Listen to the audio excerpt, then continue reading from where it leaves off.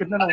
बेटा मेरे 2-3 लोग इधर हैं, तो अंदर से मैडम आ जाएंगी अपने आ जाओ तो कैसा बुला लीजिए इधर आ जाओ भाई फोटो खिंचवाओ ऐसा मैडम को ले आओ स्वच्छता शपथ आप कर लेना स्वच्छता शपथ अरे ये है ना आपके उसमें भेज दूँ निकाला कहाँ है मेरे को भेजो तो नहीं वो कागज में नहीं निकाल अरे साहब फोन ही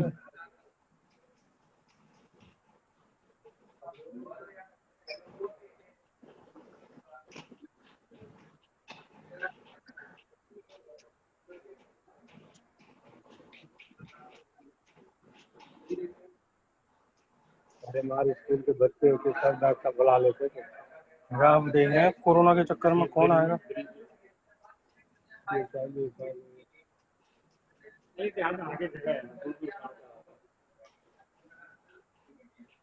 स्कूल में नहीं आ रहे हैं बच्चे आ रहे स्कूल में ही ना नहीं आ रहे अच्छा आपका नंबर वो वर्मा जी वाला आप ही के पास है जी पर नहीं जाएगा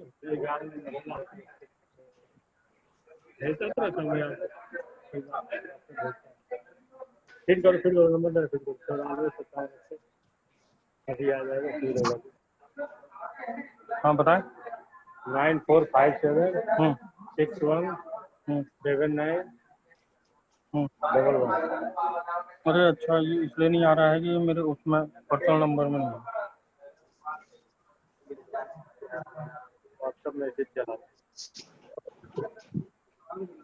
हमें अभी मीटिंग है 11 बजे हाँ वो वेबिनार है सब मैं वही तो डाउनलोड कर रहा हूँ जूम ऐप वाला भी चल ही रहा है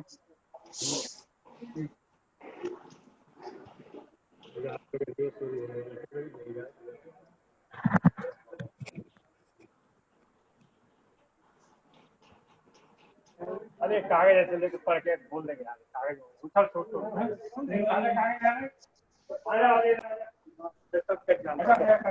अरे छोड़ो आप पढ़ते रहना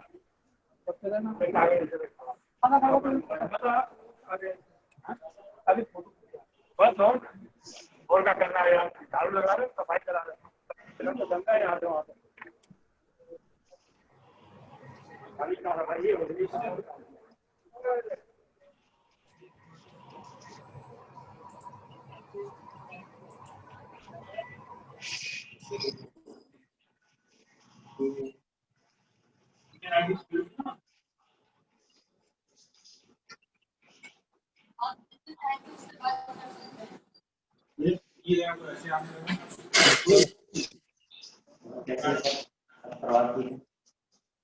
लोकेशन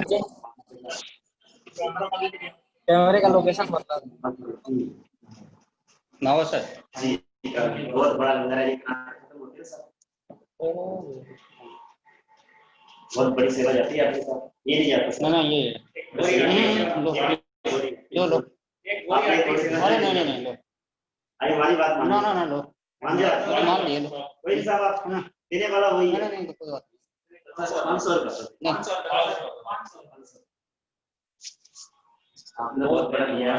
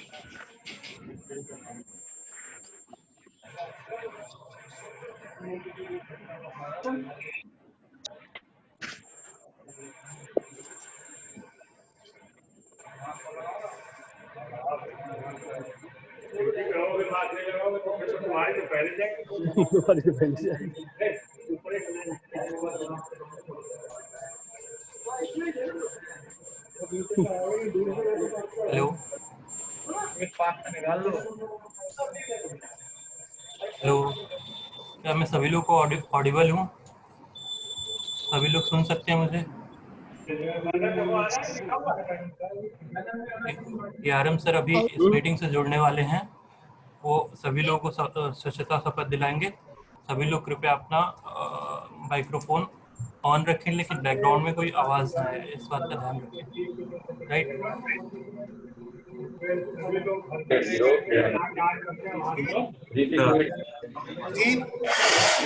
यस सर। आप बस सुन पा रहे हैं?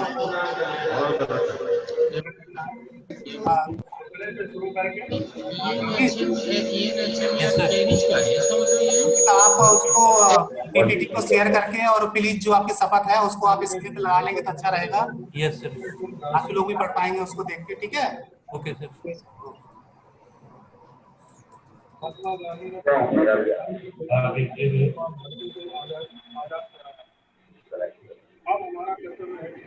निकालिए वो देखे पढ़ना निकालिए।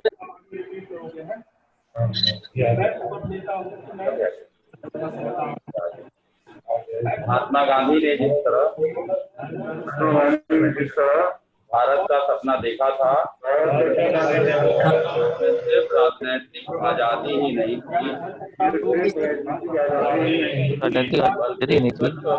भारत राष्ट्र की कल्पना की थी। महात्मा गांधी ने गुलामी की जंजीरों को तोड़कर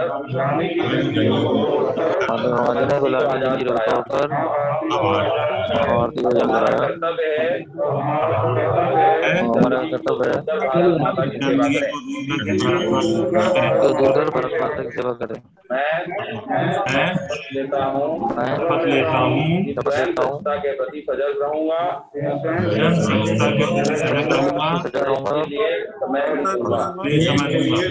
उसके लिए हर वर्ष घंटे यानी हर सप्ताह 2 घंटे मतदान करके सर मैं बोलता हूँ संकल्प को चरितार्थ करूंगा।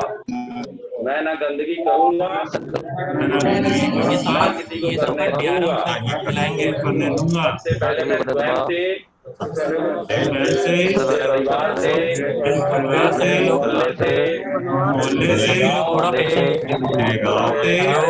सभी लोग थोड़ा पेशेंस बनाए रखें। ये शपथ DRM सर ज्वाइन कर रहे हैं, वो दिलाएंगे।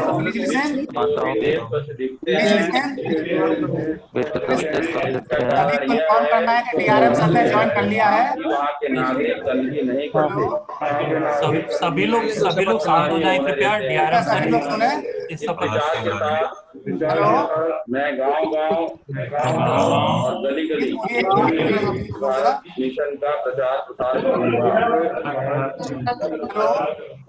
मुझे मालूम है स्वच्छता की तरफ बढ़ाया गया यह एक कदम पूरे भारत को स्वच्छ बनाने में मदद करेगा। हेलो प्लीज DME रचना।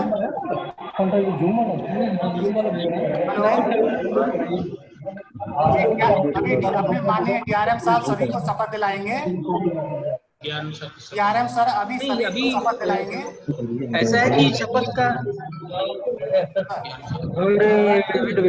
शपथ तो अभी हो गई ना, तो रहने दें। शपथ तो हम लोग देख रहे हैं अभी हो रही थी। सर वो रैंडम कुछ लोगों ने किया, कुछ ने नहीं किया सर। सब डिस्टर्ब हो गया था सर। एक बार काइंडली फिर से हो जाए सर। सिस्टमैटिक स्क्रीन पर शेयर कर दिया सर।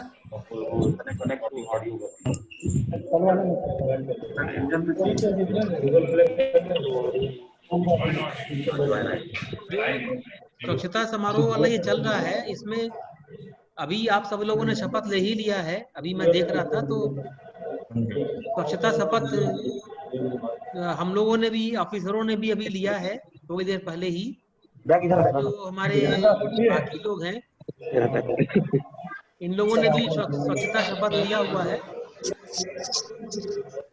तो इसको जो ये पखवाड़ा चलेगा इसको अच्छे से हम लोग को मनाना है और ये पूरी कोशिश करनी है कि जो रेलवे का हम लोगों का जो स्वच्छता जो ये पखवाड़ा चल रहा है, इसमें हम लोग सभी जगहों पे यथासंभव सफाई बनाए रखें और विशेष रूप से ये तब आवश्यक है जब इस वक्त जो हम लोग की जो स्थिति चल रही है हम लोग के देश में, आप लोग जान रहे हैं कि कोरोना फैला हुआ है, तो इसमें प्रत्येक व्यक्ति को अपने पर्सनल हाइजीन का ध्यान रखना है और जो आसपास का वातावरण है उसको भी साफ रखना है। तो मैं आप सभी लोगों से अपील करता हूं कि जो स्वच्छता द्वारा चलेगा इसमें आप सब लोग अपना पूर्ण योगदान करें और अभी जैसा आप सभी लोगों ने स्वच्छता शपथ ली है उसी के हिसाब से अपना योगदान करते रहें और स्वच्छता को बढ़ाने में सहायक हों। ये डीएमई गौतम जी बताएं भाई, अगर कुछ आप लोगों का क्या कार्यक्रम में कैसे कैसे होना है, थोड़ा उसके बारे में जानकारी दें। Thank you sir. मैं अब सर अपने nodal officer ADRM infra sir से भी कुछ शब्द बोलने के लिए कहूँगा। सबका पिक चला गया का प्रोग्राम कंटिन्यू करूंगा सर। नहीं, डीआरएम साहब ने अभी जैसा कहा है, हम लोग जो स्वच्छता पखवाड़ा मना रहे हैं उसको सभी लोग संजीदगी से मनाएं और कोरोना के इस टाइम में हमको स्वच्छता पर विशेष ध्यान देना चाहिए, बल्कि थोड़ा सा साथ में और जोड़ देते हैं स्वच्छता और सैनिटाइजेशन, पर्सनल जो सोशल डिस्टेंसिंग और अपनी जो प्रोटेक्शन है कोरोना से, मास्क को पहनना और ये सब हम लोग अपने आप से स्वयं से अब काफी इस बारे में जागरूक हो चुके हैं। तो इस जागरूकता को बनाए रखते हुए स्वच्छता पखवाड़ा मनाया जाए और हम अपने देश की स्वच्छता में और गंदगी के रिमूवल में सहयोग दें। बस यही मैं कहना चाहूँगा। डीएमई साहब, आप कार्यक्रम की रूपरेखा बता दीजिए, फिर डीआरएम साहब के और एंगेजमेंट्स हैं, फिर हम लोग इससे जूम से निकल जाएंगे और आप आगे कंटिन्यू कीजिएगा। Thank you sir. जैसा कि हर साल स्वच्छता सप्ताह मनाया जाता है, इस बार भी हम 16 सितंबर से लेके 30 सितंबर तक स्वच्छता सप्ताह मनाने जा रहे हैं और आज स्वच्छता सप्ताह का शुभारंभ माननीय एडीआरएम सर के द्वारा शपथ दिलाकर किया गया है। और आज हमारा जो प्रोग्राम है सर, उसमें हम वेबिनार हमने आयोजित किया है जिसमें हम स्वच्छता के बारे में, ईएनएचएम डिपार्टमेंट के बारे में थोड़ा सा, और हमने अभी तक जो अचीवमेंट किए हैं अपने स्वच्छता के लिए अपने मंडल में, और आगे का हमारा जो कार्यक्रम है उसकी रूपरेखा के बारे में थोड़ा सा हम बताएंगे इस आगे के कार्यक्रम में। और इस प्रोग्राम के कार्यक्रम के दौरान हमने कोशिश की है कि हमने स्थानीय हमारे सबऑर्डिनेट जो भी हमारे सुपरवाइजर्स हैं या हमारे अधिकारी हैं उनकी हमने ड्यूटी लगाई है। और बेसिकली कोरोना पैरेडेमिक फैला हुआ है सर, तो उसका मास्क और सैनिटाइजर को स्पेशली यूज करते हुए ही हमें वर्क करना है, अपने वातावरण को स्वच्छ भी करना है और अपने आप को बचाना है। आगे के कार्यक्रम के लिए एक हमने पीपीटी तैयार किया है, मेरे एसएससी ईएनएचएम है, वो इसको आगे कंटिन्यू करने वाले हैं sir. Thank you. Okay, thank you, all the best. ठीक है भाई, आप सबको शुभकामनाएं स्वच्छता जो पखवाड़ा मनाया जा रहा है उसके लिए। और एक बार फिर आप सभी को बहुत बहुत धन्यवाद कि आप लोगों ने हमें मौका दिया आपके समक्ष आने का। अभी हम लोग का कुछ और भी कार्यक्रम है और जीएम साहब भी स्वच्छता पखवाड़ा के संबंध में शपथ दिलाने वाले हैं। तो आप लोग अपना वेबिनार जारी रखिए और आप लोगों को बहुत बहुत शुभकामनाएं। Thank you sir. Thank you sir. SSC ENHM, please continue. Thank you, respected DRM sir, ADRM sir, for your kind remarks. अब मैं इस प्रेजेंटेशन में आगे बढ़ूंगा। आई होप सभी लोग मुझे देख पा रहे हैं।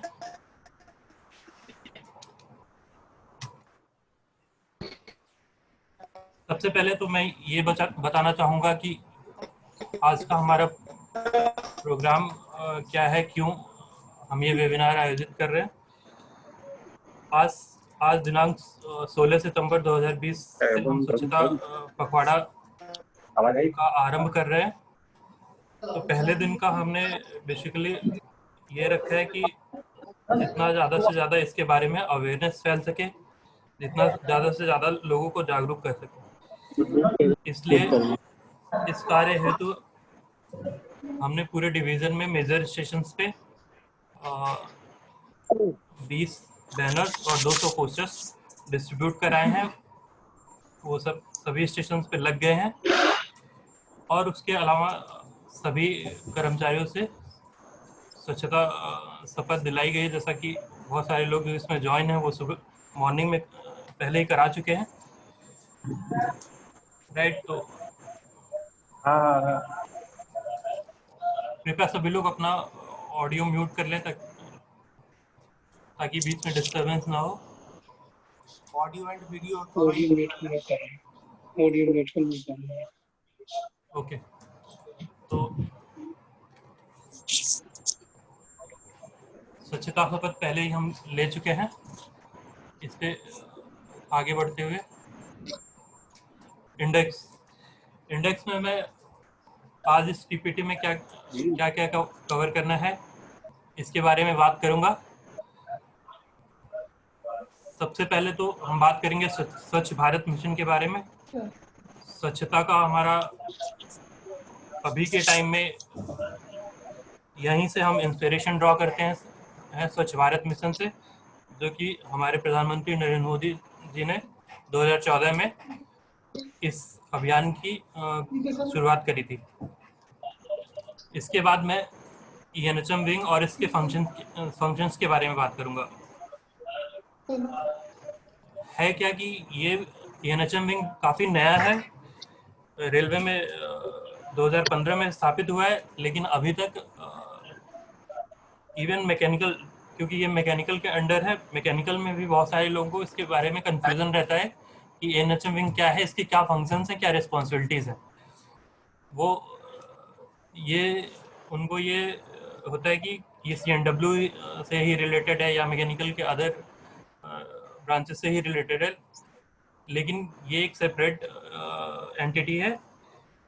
रेलवे बोर्ड लेवल पे इसका अलग डायरेक्टरेट क्रिएट किया गया है ये मेंबर मैकेनिकल सर के अंडर ही, लेकिन अलग से इसका डायरेक्टरेट किया गया है। तो इसके बारे में मैं थोड़ी बात करूंगा ताकि इसके बारे में भी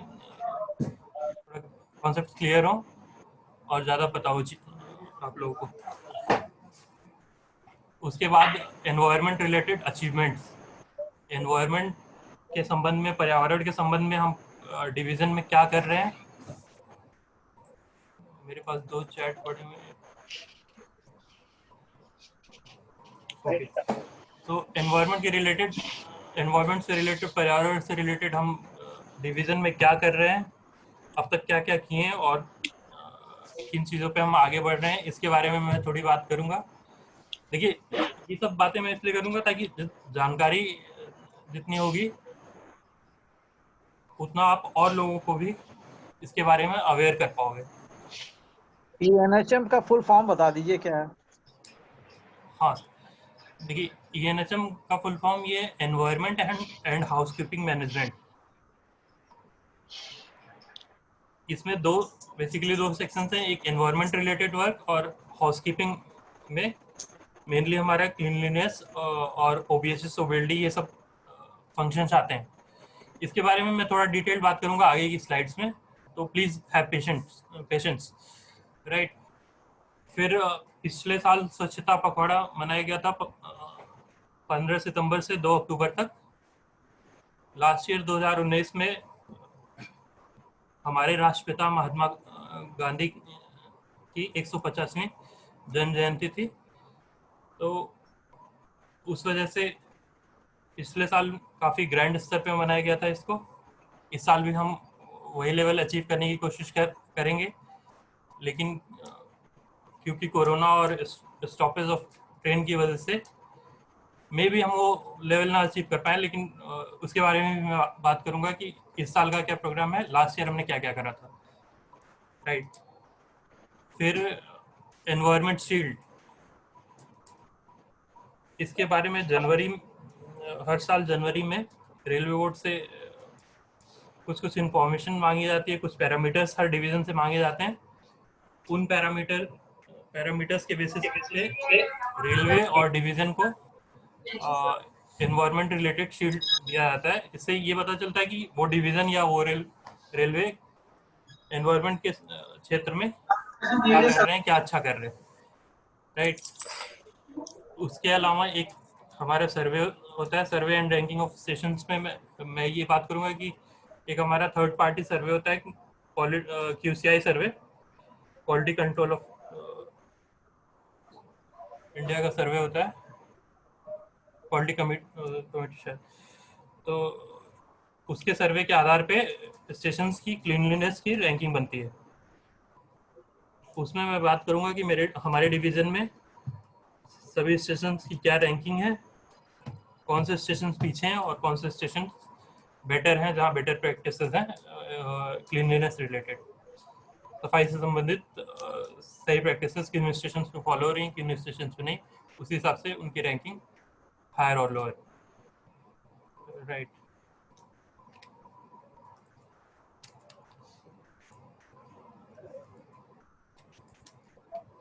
ओके, तो जैसा कि सभी लोगों को पता है कि प्रधानमंत्री नरेंद्र मोदी जी ने 2 अक्टूबर 2014 को स्वच्छ भारत मिशन का स्टार्ट करा था, शुभारंभ करा था। उसका एक बहुत बेसिक उद्देश्य ये था कि लोग स्वच्छता के प्रति जागरूक हों, पर्सनल हाइजीन, पर्सनल क्लीनलीनेस इसके प्रति भी, और उसके साथ साथ सोशली, सामाजिक तौर पे हम कैसे स्वच्छता के प्रति हमारा क्या रवैया है, किस तरह की हमारी सोच है, उसको लेकर प्रधानमंत्री जी ने ये स्वच्छ भारत मिशन की शुरुआत करी थी। एक और चार्ट मेरे पास है,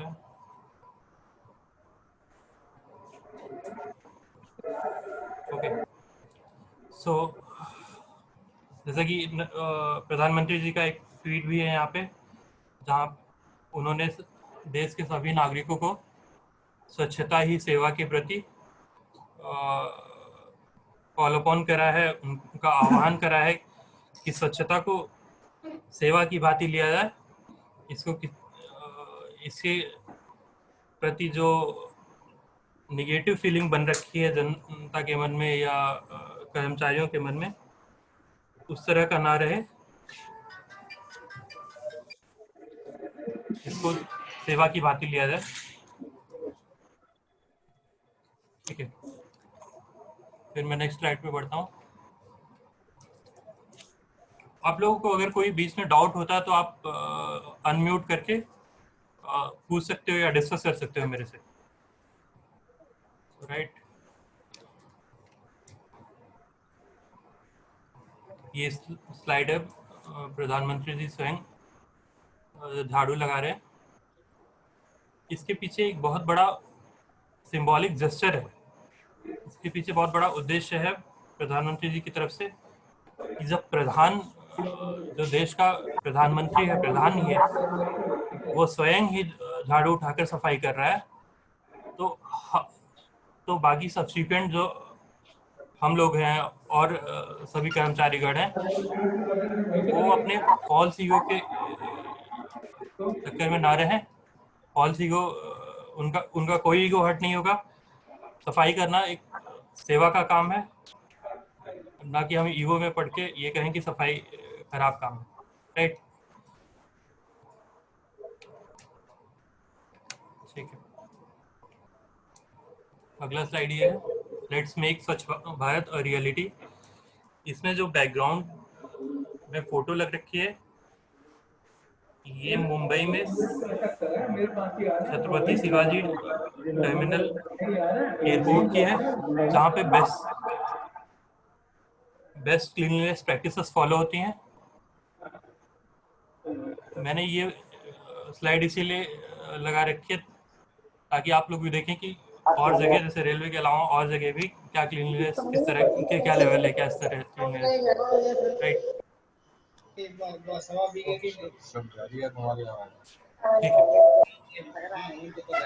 है, इस साल ये हमारा स्वच्छता से संबंधित बैनर है जो कि हमने मेजर स्टेशन पे, डिवीजन के सभी मेजर स्टेशन पे डिस्ट्रीब्यूट कराया है। हमारी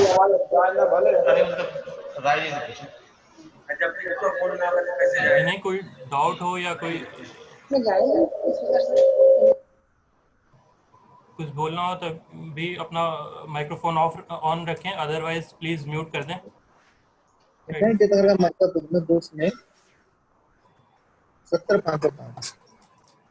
कंटिन्यू करिए सर जी। ओके, अभी मनकापुर में उधर से मूव हो गया वैसे पावर ये। देखिए, स्वच्छ रेल स्वच्छ भारत, ये अभियान हमारा स्वच्छ भारत मिशन के अंतर्गत ही रेलवे स्पेसिफिक अभियान है, स्वच्छ रेल स्वच्छ भारत अभियान। इसके तहत ही हम ये स्वच्छता पखवाड़ा हर साल ऑर्गेनाइज करते हैं सितंबर के दूसरे पखवाड़े में, दूसरे 15 दिन में, 15 से 30 तारीख या 2 तारीख तक, ऐसे कुछ, राइट। तो इस बार जो प्रोग्राम्स आयोजित किए जाने हैं उसमें 16 सितंबर को स्वच्छता वेबिनार जो कि इन प्रोग्रेस है, चल रहा है। इसमें स्वच्छता संबंधित हम डिस्कशन कर रहे हैं, आगे की स्लाइड्स में और करेंगे। इसके अलावा स्वच्छ स्टेशन, ट्रैक, यार्ड, ये अलग अलग दिन अलग अलग प्रोग्राम्स हैं। इसका डे वाइज प्रोग्राम मैंने स्लाइड लास्ट में इस पीपीटी के रखा है, वहाँ भी मैं डिस्कस करूँगा। ये बैनर पे है तो मैं यहाँ थोड़ा डिस्कस करता हूँ, राइट। उसके अलावा स्वच्छ कॉलोनी है। कॉलोनी में स्वच्छता अभियान चलाए जाने पे मैं आप सभी से रिक्वेस्ट करूंगा कि कॉलोनी के मेंबर्स को, कर्मचारियों को, उनके परिवार वालों को, सबको उसमें शामिल करें। केवल रेलवे पर्सनल तक ये सीमित नहीं रहे, परिवारों को भी शामिल करें। उसके अलावा स्वच्छ रेलगाड़ी है। इस साल अभी अपने डिवीज़न में एक ही रेलगाड़ी यहाँ से ओरिजिनेट और टर्मिनेट हो रही है, तो मेनली फोकस हमारा उस पर रहेगा। स्वच्छ परिसर 23 से 27 सितंबर, इसमें स्वच्छ परिसर में हमारा रेलवे स्टेशन का परिसर, ओपन ट्रैक्स, इसके अलावा गुड साइडिंग, हॉस्पिटल्स, ये सभी कुछ स्वच्छ परिसर में आते, ऑफिसेज, राइट, सभी कुछ स्वच्छ परिसर में आएगा। तो इसका अलग अलग दिन अलग अलग प्रोग्राम है। 28 सितंबर को हमारा वृक्षारोपण का प्रोग्राम है। अगेन आप सभी लोगों को वृक्षारोपण का महत्व पता है, क्योंकि पेड़ पौधे जो होते हैं वो कार्बन, जो इंडस्ट्रीज कार्बन एमिट कर रही हैं, कार्बन डाइऑक्साइड जनरेट हो रहा है, पेड़ पौधे उसको अवशोषित करके ऑक्सीजन जनरेट करते हैं, उत्पन्न करते हैं। तो वृक्षारोपण का महत्व इसलिए आज के टाइम पे बहुत बढ़ जाता है, क्योंकि इंडस्ट्रियलाइजेशन भी तेजी से हो रहा है, राइट। इसके बाद 19 सितंबर को हमारा प्रोग्राम है मास्क एंड सैनिटाइजर वितरण का, और 30 सितंबर को प्रोग्राम है स्वच्छता प्रतियोगिता। इसमें हम 2 प्रतियोगिताएं कराएंगे, पेंटिंग और एस्से राइटिंग, दोनों स्वच्छता से ही संबंधित होगा। ये इज्जत नगर स्टेशन पर कराया जाएगा, राइट। इसके अलावा एक और मैसेज स्वच्छता पखवाड़ा में जो देना है वो ये है कि प्लास्टिक हटाओ, धरती बचाओ, say no to single use plastic. आज के टाइम पे जितना हमारा वेस्ट जनरेट हो रहा है, जितना कूड़ा उत्पन्न हो रहा है किसी भी संस्था से, किसी रेलवे स्टेशन से या इंडस्ट्री से या अन्य जगह से, तो उसमें जो चीज़ें खाने पीने वाली हैं, बायोडिग्रेडेबल हैं, वो तो फिर पार्ट ऑफ अर्थ हो जाएंगी, वो सालों में डिग्रेड होके जमीन में, धरा में मिल जाएंगी। लेकिन प्लास्टिक एक ऐसी चीज है जो इजीली डिसइंटीग्रेट नहीं होता, इसको वर्षों लग जाते हैं, कई दशक लग जाते हैं इसको मिट्टी में कन्वर्ट होने में। तो प्लास्टिक की वजह से जो पॉल्यूशन है वो एनवायरनमेंट पे बहुत ज़्यादा इम्पैक्ट करता है, इस चीज को रोकने के लिए ये अभियान इस चीज पर फोकस है कि प्लास्टिक का, सिंगल यूज प्लास्टिक स्पेशली का हम कम से कम यूज करें और ये ना यूज करने के प्रति लोगों को जागरूक भी करें। जिससे लोग नहीं यूज करेंगे तो इनकी डिमांड कम होगी, तो इसके जो सब्सिक्वेंट प्रोडक्ट्स हैं वो ज्यादा मार्केट में आएंगे और इसको हम इरेडिकेट कर पाएंगे सिंगल यूज प्लास्टिक को, राइट। इसके अलावा कुछ मैसेजेस हैं, जैसे कूड़ा कूड़ेदान में ही डालें, यहाँ वहाँ ना फेंकें।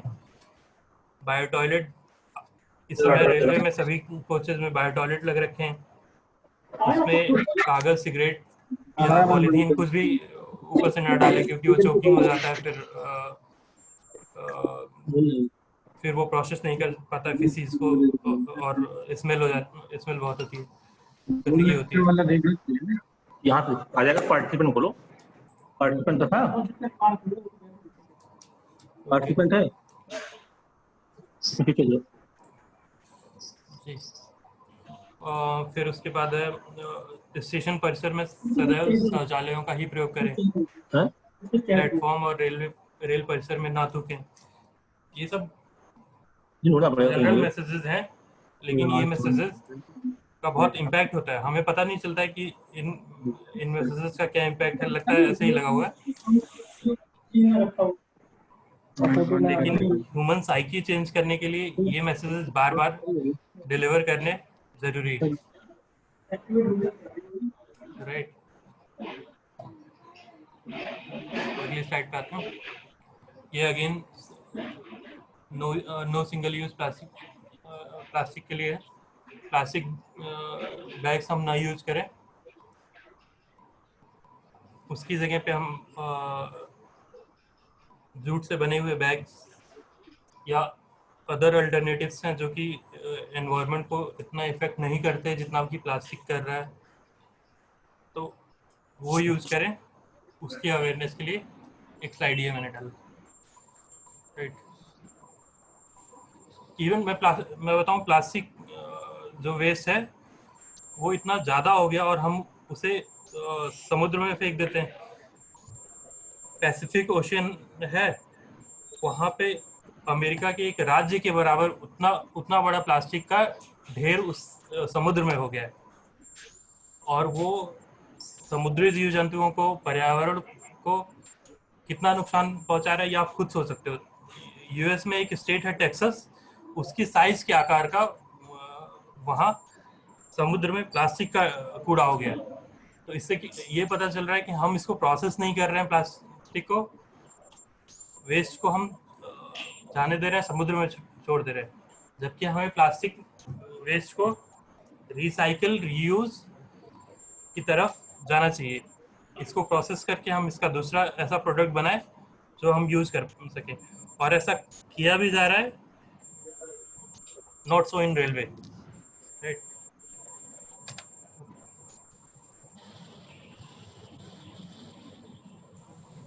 मैं अगेन कहूँगा, अगर आप लोगों को कोई इशू है, कुछ पूछना है या डिस्कस करना है, तो आप अनम्यूट करके कर सकते हो।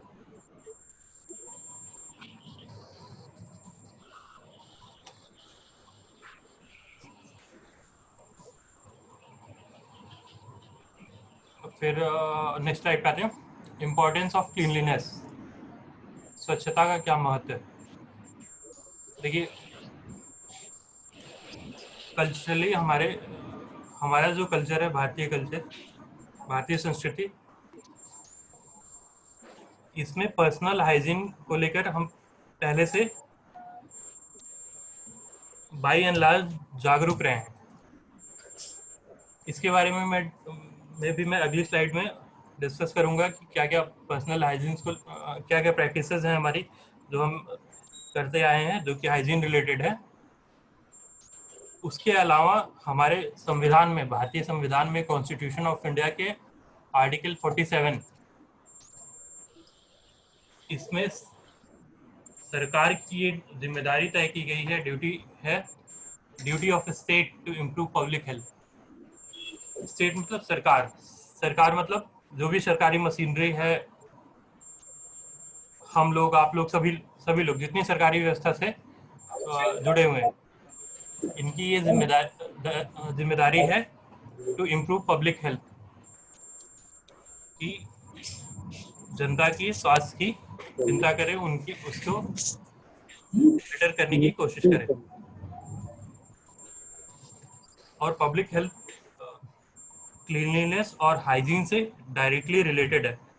अगर हमारा वर्क प्लेस, जहाँ हम काम कर रहे हैं, जहाँ हम रह रहे हैं, वो साफ सुथरा नहीं है, हाइजीनिक नहीं है, वहाँ गंदगी है, तो ये हमारे हेल्थ को, हमारे स्वास्थ्य को एडवर्सली इफेक्ट करेगा। स्वास्थ्य खराब होगा, तमाम तरह की बीमारियां, रोग उत्पन्न होंगे। तो इस आलोक में स्वच्छता का महत्व क्या है, इस बात को सभी लोग समझ सकते हैं, राइट। अब अगला स्लाइड है हमारा वाई क्लीनलीनेस। क्यों हम क्लीन रखें आसपास के सराउंडिंग्स को। तो देखिए, अगर आपके आसपास का सराउंडिंग, वर्क प्लेस, घर द्वार, ये सब अगर साफ सुथरा नहीं है, गंदगी है, आप वहाँ बैठोगे तो आपको एक अलग तरह का इरिटेशन होगा, लगेगा कहाँ गंदगी में बैठे हुए हैं। इसके साथ ही आपको हेल्थ को भी अफेक्ट करेगा। लेकिन अगर क्लीन है, एनवायरनमेंट आपके आसपास का क्लीन है, तो आप एक ब्लिसफुल, दिमाग आपका और शांत रहेगा और अच्छा सा फील होगा, पीसफुल फील होगा, राइट। और ये हेल्दी लिविंग के लिए भी बहुत सही है। अगेन मैंने कहा ना, हेल्थ को एडवर्सली अफेक्ट करेगा अगर गंदगी है, और अगर साफ सुथरा है तो बेटर हेल्थ रहेगा आपका, राइट। और ये मैसेज हमें सभी जनता तक पहुंचाना है, ठीक है। अगेन फिर कई लोग ये कहते हैं कि स्वच्छता तो जो सफाई कर रहा है उसकी जिम्मेदारी है, हमारी क्या जिम्मेदारी है, कोई वो आएगा साफ करके जाएगा, राइट। स्वच्छता ऐसा नहीं है कि केवल जो साफ कर रहा है उसकी जिम्मेदारी है, it is everybody's responsibility, right. And one should keep themselves and their surrounding clean and hygienic. तो हर एक व्यक्ति की, केवल सफाई कर्मियों की जिम्मेदारी नहीं है, हर एक व्यक्ति की जिम्मेदारी है कि आसपास अपने सराउंडिंग, अपने घर पे, वर्क प्लेस पे साफ सफाई हो, ऐसा सुनिश्चित करें। ये सभी की रिस्पॉन्सिबिलिटी है, राइट। फिर चौथा पॉइंट है, अगेन देखिए, it prevent dangerous diseases like dengue, typhoid, hepatitis and other diseases caused by mosquito bite. मतलब ये है कि गंदगी की वजह से तमाम तरह के रोग, जैसे कि मैंने इसमें पर्सनल फाइल ना दूं। मैं 1 मिनट का ब्रेक लेना चाहूँगा, कॉल आ रही है हमें, राइट। हाँ सर, नमस्कार सर। हाँ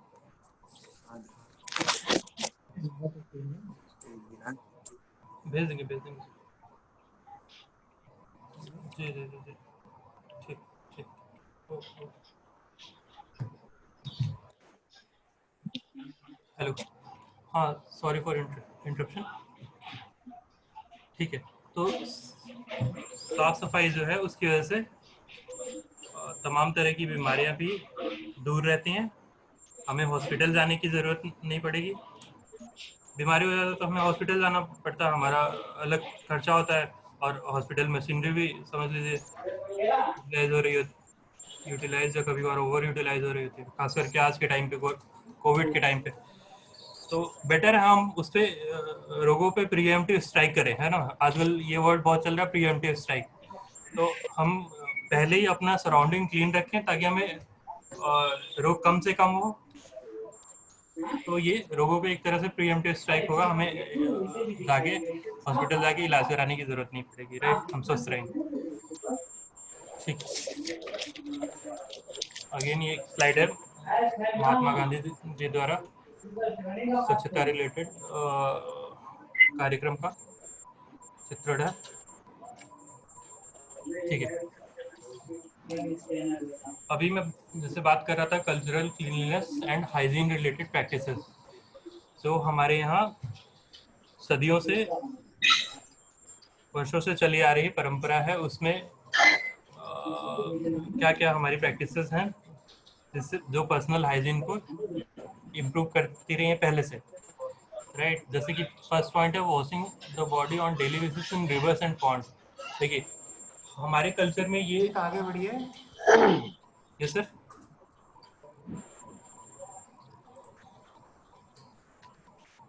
सॉरी,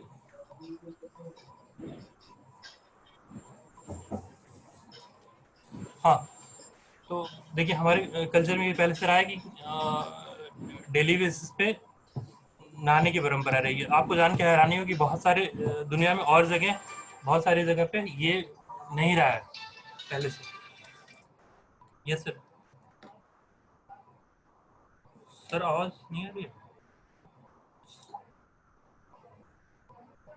ठीक है सर, ओके सर, जी जी sir, okay.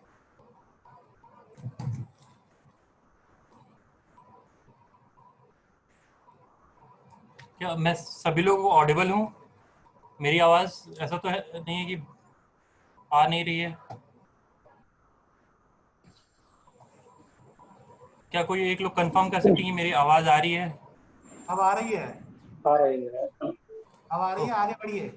Okay okay sir, ठीक है। सेकंड पॉइंट है कि हम नीम स्टिक से, नीम की लकड़ी होती है उससे हम दांत पहले से साफ करते रहे हैं, है ना। बहुत सारी दुनिया में नहीं करते रहे हैं। शैम्पूइंग का कॉन्सेप्ट इंडिया में ही 15वीं 16वीं शताब्दी में जनरेट हुआ है। आजकल वेस्टर्न कंट्रीज इसको बहुत ज़्यादा अडॉप्ट कर चुकी हैं। Washing of hand with soap before preparing food, खाना खाने से पहले हाथ धुलना, राइट। फिर changing of clean clothes,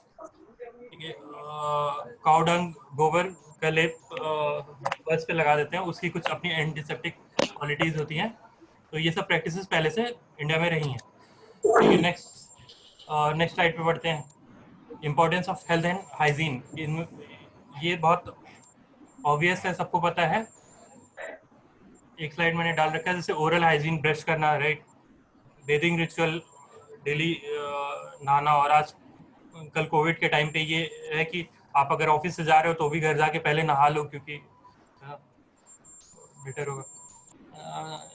hair care, right, food hygiene, toileting hygiene, hand hygiene, हमेशा हाथ धुलते रहना, सैनिटाइज करते रहना। कॉफिंग एंड स्नीजिंग, उसके टाइम पे मास्क, आज के टाइम पे तो हम मास्क लगा रखे हैं, बाकी हैंड कर्चीफ का यूज़। होम हाइजीन, होम को साफ सुथरा रखना, राइट। ठीक है, अगली स्लाइड है। असम में एक विलेज है सिख दमखा विलेज। ये एक गांव है असम में जो कि 2017 में सबसे साफ गांव का टाइटल इसको दिया गया था। इस गांव में ऐसा है, देखिए, साफ सुथरा होने के लिए जरूरी नहीं है कि आप का फर्श जो है वो कोटा स्टोन हो, मोजाइक ही हो तभी साफ सुथरा दिखेगा। देखिए कच्चे मिट्टी के घर भी साफ सुथरे रखे जा सकते हैं, इसलिए ये स्लाइड मैंने ऐड की। ठीक है, फिर हम अगले पॉइंट पे आते हैं, जो एनवायरनमेंट। किसी ने पूछा था एनएचएम का full form environment and housekeeping management. इसके बारे में हम अब आगे बात करते हैं। And environmental issues in Indian railway, क्या क्या एनवायरनमेंट संबंधी इश्यूज है रेलवे में, राइट।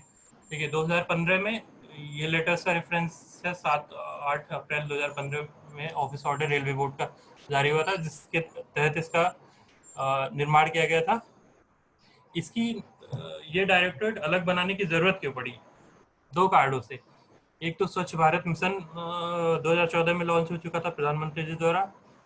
दूसरा ये है कि 2015 में आप लोगों को याद होगा पेरिस क्लाइमेट एग्रीमेंट हुआ था, तो पर्यावरण और स्वच्छता को लेके को बेटर एम्फेसिस के लिए, ज़्यादा फोकस देने के लिए रेलवे में अलग डायरेक्टरेट क्रिएट किया गया, एनएचएम डायरेक्टरेट करके, राइट।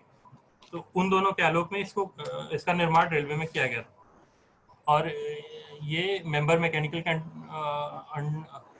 अंडर रखा गया था to deal with subjects like environment and housekeeping. ये दोनों में क्या वर्क्स आते हैं वो मैं आगे डिटेल में बात करता हूँ। देखिए ईएनएचएम का स्कोप ऑफ वर्क क्या है, क्या क्या कार्य है ईएनएचएम का। देखिए एनवायरनमेंट रिलेटेड जितने इश्यूज हैं, एनवायरनमेंट रिलेटेड इश्यूज जैसे सोलर पैनल लगाना, ये एनवायरनमेंट संबंधी कार्य है। रेन वाटर हार्वेस्टिंग प्लांट लगाना, सॉलिड वेस्ट प्रोसेसिंग मशीन लगाना, वर्टिकल गार्डनिंग लगाना, ये सब एनवायरनमेंट रिलेटेड कार्य है। लेकिन ये एनवायरनमेंट रिलेटेड कार्य क्योंकि अलग अलग कार्यों में अलग अलग एक्सपर्टाइज की जरूरत है, तो अलग डिपार्टमेंट्स द्वारा कराए जाते हैं। जैसे कि सोलर पैनल्स लगाने, ये विद्युत विभाग द्वारा कराया जाने वाला। रेन वाटर हार्वेस्टिंग जो है इंजीनियरिंग सिविल इंजीनियरिंग विभाग द्वारा कराया जाने वाला कार्य। तो इन सभी में ईएनएचएम का क्या रोल होता है, कोऑर्डिनेशन और मॉनिटरिंग का। बाकी कंसर्न डिपार्टमेंट्स क्या करते हैं, उन वर्क्स का एग्जीक्यूशन, प्लानिंग, सैंक्शन, ये सभी संबंधित विभाग द्वारा कराया जाता है। जिस तरह का एनवायरनमेंट रिलेटेड कार्य है, जिस विभाग के अंतर्गत होना है, वो विभाग उसका सैंक्शनिंग, प्लानिंग एंड एग्जीक्यूशन तीनों चीज वो कराएगा। ईएनएचएम केवल मॉनिटरिंग एंड कोऑर्डिनेशन करेगा, right, responsible for, right. Second आता है एनवायरनमेंट रिलेटेड एक्टिविटीज हो गई, फिर हाउसकीपिंग रिलेटेड एक्टिविटीज। अब देखिए हाउसकीपिंग में क्या क्या कार्य आते हैं, कोचिंग ट्रेन, इनकी क्लीनिंग का कार्य। इसमें क्लीनिंग मैकेनाइज्ड क्लीनिंग होती है और ऑन बोर्ड क्लीनिंग भी होती है, वो कार्य हो गया। मेजर रेलवे स्टेशन, इनकी क्लीनिंग का कार्य, जैसे कि हमारे डिवीजन में 2 मेजर स्टेशन, काठगोदाम और रुद्रपुर सिटी, ये दोनों स्टेशन ईएनएचएम, इनकी क्लीनिंग का कार्य ईएनएचएम विभाग के अंतर्गत है। इसके अलावा कोचिंग मेंटेनेंस डिपो, जहाँ भी कोचिंग डिपोज हैं हमारे यहाँ 5 जगह, सभी की क्लीनिंग एंड पेस्ट कंट्रोल भी आता है इसमें। ये सभी हाउसकीपिंग एक्टिविटीज, इसका एग्जीक्यूशन, मॉनिटरिंग एंड कोऑर्डिनेशन, ये सभी ईएनएचएम डिपार्टमेंट के अंतर्गत आता है। और क्योंकि ईएनएचएम मैकेनिकल सीएनडब्ल्यू के अंतर्गत है और ये सारे कार्य, इनमें से कई सारे कार्य ऑलरेडी मैकेनिकल के पास है,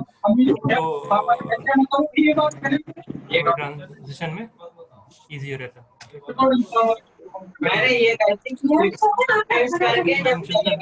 मैकेनाइज्ड क्लीनिंग मैंने क्या बताया, A1 और A क्लास स्टेशन। अपने यहाँ 2 A क्लास स्टेशन है, रुद्रपुर सिटी, काठगोदाम, इनकी क्लीनिंग का कार्य ईएनएचएम विभाग के पास है। इसके अलावा इंडियन रेलवे में कुछ ऐसे डिविजन्स भी हैं जिनमें B कैटेगरी के स्टेशन भी ईएनएचएम विभाग को ट्रांसफर हो चुके हैं, लेकिन अपने रेलवे और अपने डिवीजन में अभी इस पर कार्य जारी है। और रेलवे स्टेशन की क्लीनिंग में मेनली जो पैसेंजर इंटरफेस एरियाज हैं, जहाँ पैसेंजर्स का रहता है, जैसे PRS हो गया, वेटिंग रूम हो गया, प्लेटफॉर्म हो गया, ये सब की मेनली क्लीनिंग का कार्य रहता है ईएनएचएम के अंदर, राइट। और अगर एग्जिस्टिंग कॉन्ट्रैक्ट में retiring room, office, rest house, ये सब क्या है तो ये भी कवर होता है।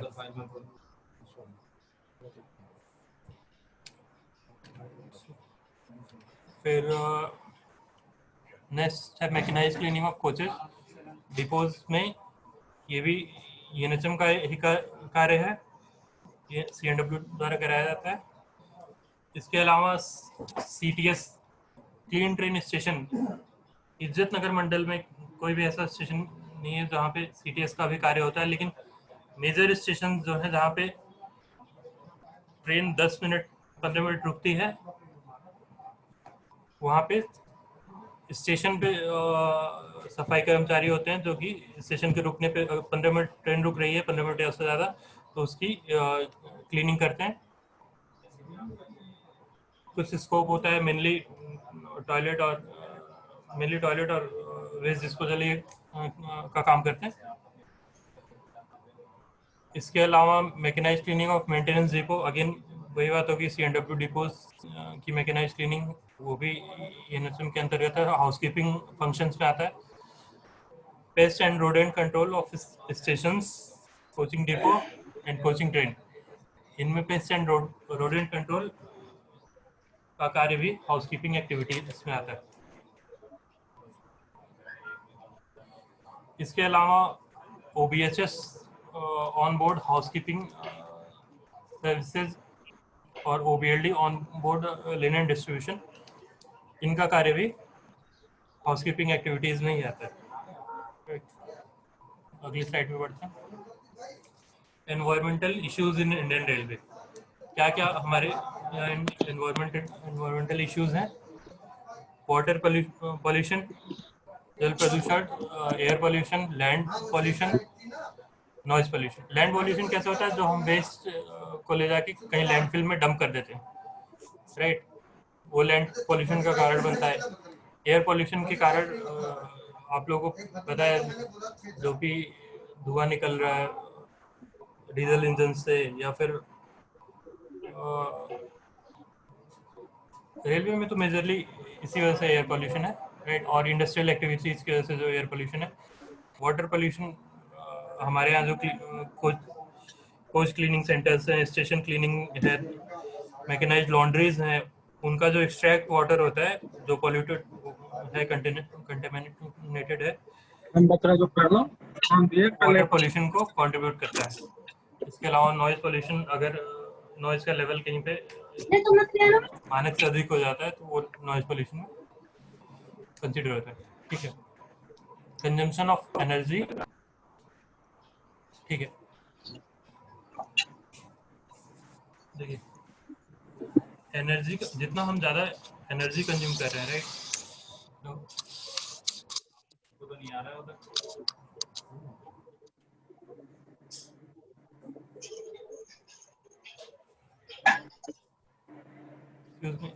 एक मिनट, कुछ इशू हो रहा है।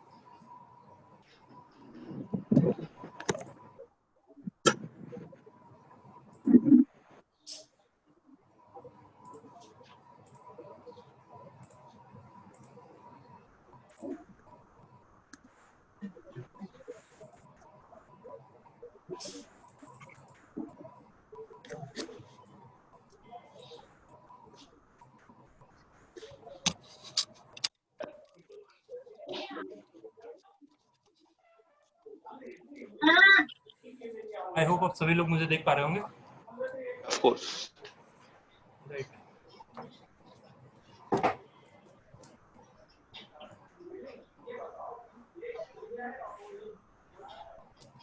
देखिए जितना भी हम एनर्जी कंज्यूम कर रहे हैं ट्रैक्शन में, रेलगाड़ी को खींचने में, ट्रेन को खींचने में, उसके अलावा लाइटिंग के लिए और अदर जगह पे जितना भी एनर्जी यूज कर रहे हैं वो हमारा जितना एफिशिएंट हो, क्योंकि एनर्जी जो प्रोड्यूस हो रही है वो किसी न किसी चीज़ के, आइदर इट इज कोल और डीजल, किसी न किसी चीज़ की बर्निंग से ही वो एनर्जी जनरेट हो रही है। और वो बर्निंग का ये इफेक्ट होता है कि फिर वो बर्निंग से जो एक्सट्रैक्ट धुआं निकलता है एग्जॉस्ट, वो एनवायरनमेंट के लिए पॉल्यूटिंग होता है। तो बेटर है अगर हम जनरेट कर रहे हैं एनर्जी, उसको हम कंज्यूम कर रहे हैं, तो जितना एफिशिएंटली हम कंज्यूम करें, जितना उसकी दक्षतापूर्वक कंज्यूम करें, उतना बेटर है, उतना हम लेस पॉल्यूशन कॉज कर रहे हैं, राइट। तो जैसे कि इनमें क्या वर्क आते हैं, एनर्जी ऑडिट का वर्क अभी चल रहा है, अभी हमारे डिवीजन में संपन्न नहीं हुआ है लेकिन प्रोसेस में है। Use of energy efficient LED fittings, सभी स्टेशनों पर, मंडल के सभी स्टेशनों पर एलईडी लाइटिंग जो है चेंज कर दी गई है। लाइटिंग जो है वो एलईडी है, जो कि बेटर एफिशिएंट है देन की CFL and conventional light fittings. उसके अलावा ट्रेन्स में भी जो लाइटिंग्स हैं वो सभी एलईडी में कन्वर्ट हो चुकी है, राइट। तो ये हमारे लिए अच्छी बात है, अच्छा अचीवमेंट है। Procurement of 3 star and above appliances, ये हमारी पॉलिसी ही है कि रेलवे में जो भी अप्लायंसेस हम प्रोक्योर कर रहे हैं, जो भी खरीद रहे हैं डिवाइसेस अप्लायंसेस, वो सभी 3 स्टार अबव रेटिंग की हैं ताकि वो बेटर एफिशिएंसी रहे, right. Adoption of energy efficient building code, building में भी जो प्रैक्टिसेस हैं वो हमारी by and large energy efficient practices हैं, राइट। अगली स्लाइड पे आते हैं। Conservation of resources. देखिए वाटर हमारा ऐसा रिसोर्स है जो कि आज के टाइम में और भविष्य में भी बहुत बहुत कीमती है। इसका क्या महत्व है, कई जगह लोग कहते हैं कि जो थर्ड वर्ल्ड वॉर होगा वो वाटर की वजह से ही होगा, राइट। तो वाटर कंजर्व करना हमारे लिए कितना जरूरी हो जाता है, इस चीज़ का महत्व यहाँ से जाना जा सकता है। और आज के टाइम पे ऐसा भी हो रहा है कि ग्राउंड वाटर लेवल काफ़ी नीचे चला जा रहा है। कुछ एक शहरों में पिछले साल अराउंड ऐसा हो गया था कि ग्राउंड वाटर लेवल काफ़ी नीचे चला गया था, तो वाटर की क्राइसिस हो गई थी। साउथ अफ्रीका में मुझे एक एग्जांपल याद आ रहा है कि ऐसा एक शहर में हुआ था। तो हम अपने वाटर को, जो वाटर रिसोर्स है उसको कैसे मैनेज करें, कैसे यूटिलाइज करें, ये भी हमारा एक एनवायरमेंटल इशू है। तो इसके लिए हमें इफेक्टिव वाटर मैनेजमेंट प्रैक्टिसेस की तरफ मूव करने की ज़रूरत है। इनमें क्या है, जैसे rain water harvesting. Rain water harvesting क्या होता है कि जो बारिश का पानी आ रहा है उसको हम ग्राउंड वाटर रिचार्ज करने में यूटिलाइज करें, राइट। इसके लिए 2017 में एक रेलवे बोर्ड की तरफ से वाटर पॉलिसी भी आई थी, जिसमें भी इस बात का जिक्र है कि रेलवे के जितने संस्थान, जितनी भी बिल्डिंग्स हैं जिनमें 220 स्क्वायर मीटर से ज़्यादा का रूफटॉप एरिया है ना, उनमें रेन वाटर हार्वेस्टिंग पिट बनाई जाए ताकि जो ग्राउंड वाटर टेबल है वो रिचार्ज हो सके। इस क्षेत्र में कार्य चल रहा है अभी तक। हमारे यहाँ इज्जत नगर मंडल में रेन वाटर हार्वेस्टिंग का इतना ज़्यादा कार्य हो नहीं सका है, लेकिन इस पे कार्य चल रहा है और नियर फ्यूचर में हम इस पे बहुत अच्छा कर लेंगे, राइट। अगला है water audit of major consumption centres, right. Water जो हम यूज़ कर रहे हैं, अभी तक हमारे यहाँ क्या होता है कि वाटर हम एक्सट्रैक्ट करते हैं, ग्राउंड से एक्सट्रैक्ट करते हैं या किसी रिवर से एक्सट्रैक्ट करते हैं, तो उसकी प्रॉपर अकाउंटिंग ही नहीं कर रहे होते हैं। कितना वाटर हमने किस जगह पे यूटिलाइज किया, वाटर फ्लो मीटर्स हमारे यहाँ इंस्टॉल्ड नहीं है, तो उस वजह से वो पॉसिबल नहीं हो पा रहा है।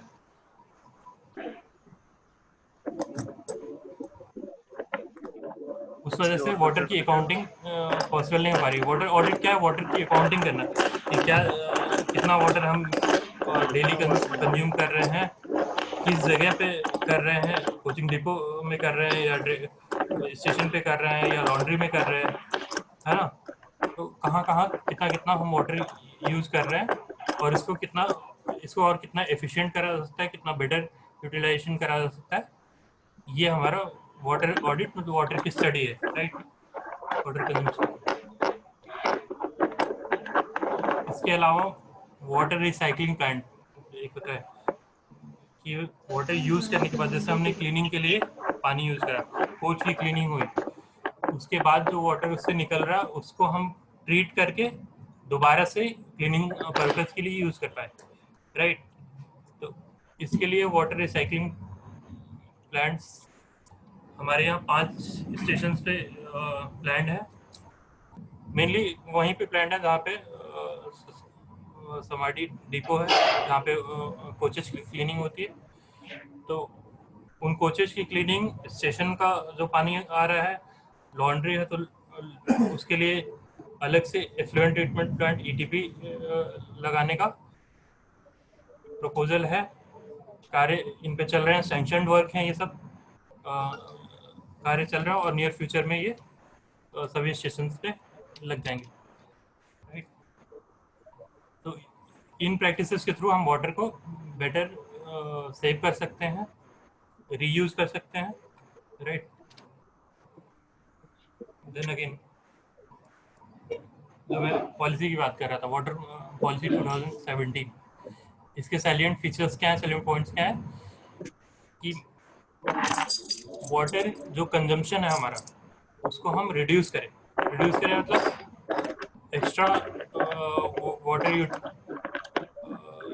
ऐसा ना हो कि एक्स्ट्रा वाटर फ्लो करता रह रहा है, जितना हमें ज़रूरत है उतना ही हम यूज करें और कम से कम पानी में हमारा काम हो जाए, राइट। रिड्यूस करने का मतलब है, इसका एक बहुत अच्छा एग्जांपल है automatic coach washing plant, right. अभी जो हम मैनुअली कोच वॉशिंग करते हैं उसमें जितना पानी यूज हो रहा है ऑटोमेटिक कोच वॉशिंग प्लांट में उससे रिलेटिवली काफ़ी कम पानी यूज होता है। तो भारतीय रेलवे में ऑटोमेटिक कोच वॉशिंग प्लांट कई जगह लग गए हैं, अपने यहाँ इज्जतनगर मंडल में अभी नहीं लगे हैं, कुछ प्रपोजल्स अंडर प्रोसेस हैं, राइट। तो उसको यूज करके और एक कॉमन प्रैक्टिस हो जाती है डिपो में क्लीनिंग करते टाइम, कोचेस की क्लीनिंग या स्टेशन की क्लीनिंग करते टाइम ऐसा होता है कि एक्सेस वाटर यूज कर रहे होते हैं। जो कॉन्ट्रैक्टर है क्योंकि उसको वाटर फ्री में मिल रहा है तो वो क्या करता है कि ज़्यादा वाटर यूज कर लेता है, केमिकल्स कम यूज करता है क्लीनिंग के लिए, राइट। जैसे कि मैं आपको एक एग्जांपल बताऊं, कोच क्लीनिंग में वाटर ज़्यादा वाटर यूज करना होता है टॉयलेट के अराउंड के एरियाज में। बाकी जो मिड सेक्शन है जो कंपार्टमेंट वाला है उसमें ड्राई और एक वेट मॉपिंग का रहता है, वहाँ पे इतना ज़्यादा पानी यूज नहीं करना होता। लेकिन क्या करते हैं, जैसे मान लीजिए किसी ऑफिसर का इंस्पेक्शन है, राइट, या क्लीनिंग को लेके फोकस है, तो क्या करते हैं सभी जगह एक्सेस वाटर यूज करते हैं। उससे क्या होता है, वाटर तो वेस्ट हो ही रहा है, साथ में जो पानी है वो नीचे सोलवार पे जाके उसका कोरोजन भी हो रहा है। तो हम अपने एसेट की लाइफ और रिड्यूस भी कर रहे हैं, कोच की लाइफ और रिड्यूस कर रहे हैं, है ना। तो हम एक तो पानी भी ज़्यादा यूज कर ले रहे हैं और कोच की अपनी लाइफ भी खराब कर रहे हैं। तो ये इसमें पानी को इफेक्टिवली यूटिलाइज करने की ज़रूरत है, कम से कम पानी में अपना बेटर क्लीनिंग हो जाए। इन प्रैक्टिसेस को इनको प्रैक्टिस में लाने की ज़रूरत है, राइट। ये तो क्या रिड्यूस रिसाइकल में ये है कि पानी रिसाइकल, अगेन मैंने जो आपको बताया कि पानी को एक बार यूज़ करा क्लीनिंग के लिए, फिर हम उसको ट्रीट करके दोबारा उस पानी को यूज़ कर पाए, राइट। तो हमारी पानी की बचत हुई। तो ये हो गया रिसाइकल। रिचार्ज अगेन मैंने आपको बताया कि ग्राउंड वाटर रिचार्ज करने के लिए हमको रेन वाटर हार्वेस्टिंग पिट्स इंस्टॉल कराने चाहिए हर जगह। इसके लिए गाइडलाइन भी है, 220 स्क्वायर मीटर से ज़्यादा रूफटॉप के लिए हर बिल्डिंग पे होना चाहिए, राइट। इसके लिए प्रपोजल्स अंडरवे है। पहले मीठा मिलवाया फिर क्या है, अपग्रेडिंग वाटर सप्लाई सिस्टम। मैं खा लेता हूँ फिर। राइट, देखिए जो हमारा अभी वाटर सप्लाई सिस्टम है, मोस्टली ग्राउंड वाटर हम निकाल रहे होते हैं, बड़ी वाली टंकी में पानी जाता है, वहाँ से फिर सभी यूजर सेंटर्स को जहाँ हमें यूज करना है उन सेंटर्स को डिस्ट्रीब्यूट होता है पानी। तो इसमें क्या होता है कि बहुत जगह जो फिक्सर्स हैं, वाटर फिक्सर्स हैं, वो लीकी होते हैं, बहुत बार पानी गिरता रहता है। आप लोग फील्ड में हो, बहुत सारे लोग यहाँ पे से जुड़ रखे हैं जो फील्ड में हैं, वो प्रैक्टिकली देख रहे हैं कि कई बार ऐसा होता है कि पानी गिरता रह रहा है, कागजों में रहता है कि बहुत सारे बंदर हैं वो खोल देते हैं। तो कई जगह तो हम उन सप्लाई सिस्टम्स को ऐसे इवॉल्व करें, ऐसे अपग्रेड करें कि जो लीकेजेस हैं वो बंद हो पाए, राइट। उसके अलावा वाटर की मैं बात पहले कर चुका हूँ। Provision of automatic walls, right, ये मैंने जो बताया वो ऑटोमेटिक वॉल्स उसी लिए मैं कह रहा था कि अगर मैनुअली कोई खोलता और बंद नहीं करता, जैसे बंदर ने खोल दिया पानी गिरता रहा, लेकिन ऑटोमेटिक वॉल्स रहेंगे तो वो नहीं खोल पाएगा, राइट। तो पानी का लीकेज कम होगा, तो पानी की बचत होगी। वाटर एफिशिएंट फिटिंग्स, ऐसी फिटिंग्स जिनसे लीकेजेस ना हो, रेन वाटर हार्वेस्टिंग, अगेन वही बात हुई, revival of old water bodies. हाँ, हमारे यहाँ कई बार जगह ऐसा होता है कि रेलवे लैंड पे तालाब है, पॉन्ड है, वाटर साइड से बॉडीज जाना। हैं इस टाइप की, तो वो अगर डिसअपियर हो रही है, आसपास लोग एनक्रोचमेंट कर रहे हैं, उसको ढक के उसका किसी भी तरह से क्षरण हो रहा है, तो उसको भी रोके जाने की जरूरत है, इवन उसको इम्प्रूव किए जाने की जरूरत है। ये यहाँ पर म्यूट है। इसका एक एग्जांपल मैं बताऊंगा आप लोगों को। गोरखपुर में सूरज कुंड जगह है, वहाँ पे एक रेलवे लैंड पे एक तालाब था, उसको इम्प्रूव करने का प्रोजेक्ट है जो कि चल रहा है, कार्य चल रहा है उस पर, right. Water recycling plant, again वही बात हुई। सोलर वाटर हीटर, वाटर अगर हमें कहीं गर्म करके जैसे पानी वगैरह जैसे कि लॉन्ड्रीज में, तो वहाँ पे हम सोलर वाटर हीटर्स का यूज़ कर सकते हैं ताकि जो एनर्जी है हम सनरेज से हार्नेस कर पाएंगे। ठीक है, फिर अगला क्या है, देखिए मेजर एक्टिविटी सेंटर्स का accreditation and audit, right.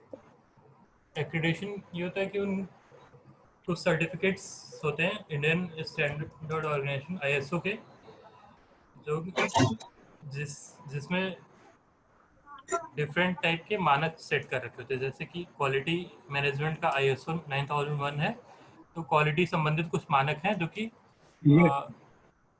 Quality संबंधित कुछ मानक हैं, ऐसे 14001 है एनवायरनमेंट रिलेटेड, तो ऐसे 4-5 मानक हैं इंडियन स्टैंडर्ड्स के, इनके 4 हैं एक्चुअली, तो इनके तहत हमको सर्टिफिकेट्स लेने होते हैं प्रोडक्शन यूनिट्स के, वर्कशॉप के, लोकोसेट्स के, कोचिंग डिपोज के, ये सब के, कि हमारा एस्टेब्लिशमेंट उस तरह से कार्य कर रहा है, उन मानकों पे खरा उतर रहा है कि नहीं, राइट। हमारे लिए ज़्यादा कंसर्न ये है एनवायरनमेंट मैनेजमेंट, राइट। इसके लिए ISO 14001 सर्टिफिकेट होता है। 2 स्टेशन काठगोदाम एंड रुद्रपुर के लिए, मैं आपको दिखाता हूँ, 2 स्टेशन काठगोदाम एंड रुद्रपुर के लिए हम सर्टिफिकेशन अचीव कर चुके हैं इसका ISO 14001 का, राइट। और क्या नाम है, बाकी स्टेशन के लिए, बाकी 8 मेजर स्टेशन हैं जिनके लिए प्रोसेस में है, कंप्लीट होने वाला है, सर्टिफिकेशन अचीव होने वाला है, राइट। ठीक, उसके अलावा सेलिब्रेशन ऑफ स्वच्छता पखवाड़ा, जैसे सब पता है सभी को कि हर साल सितंबर माह के दूसरे पखवाड़े में स्वच्छता पखवाड़ा का आयोजन किया जाता है। स्टेशन क्लीनलीनेस एंड रैंकिंग, इसके बारे में भी मैं लास्ट स्लाइड में बात करूंगा, स्वच्छ भारत अभियान के बारे में पहले में बात कर सकते, राइट। उसके बाद वर्स्ट हैविंग पॉजिटिव कंट्रीब्यूशन, देखिए ये होता है कि कॉर्पोरेट्स और PSUs, प्राइवेट फर्म्स और पब्लिक सेक्टर अंडरटेकिंग्स, इनके पास एक फंड होता है CSR फंड। CSR क्या है, कॉर्पोरेट सोशल रिस्पॉन्सिबिलिटी। तो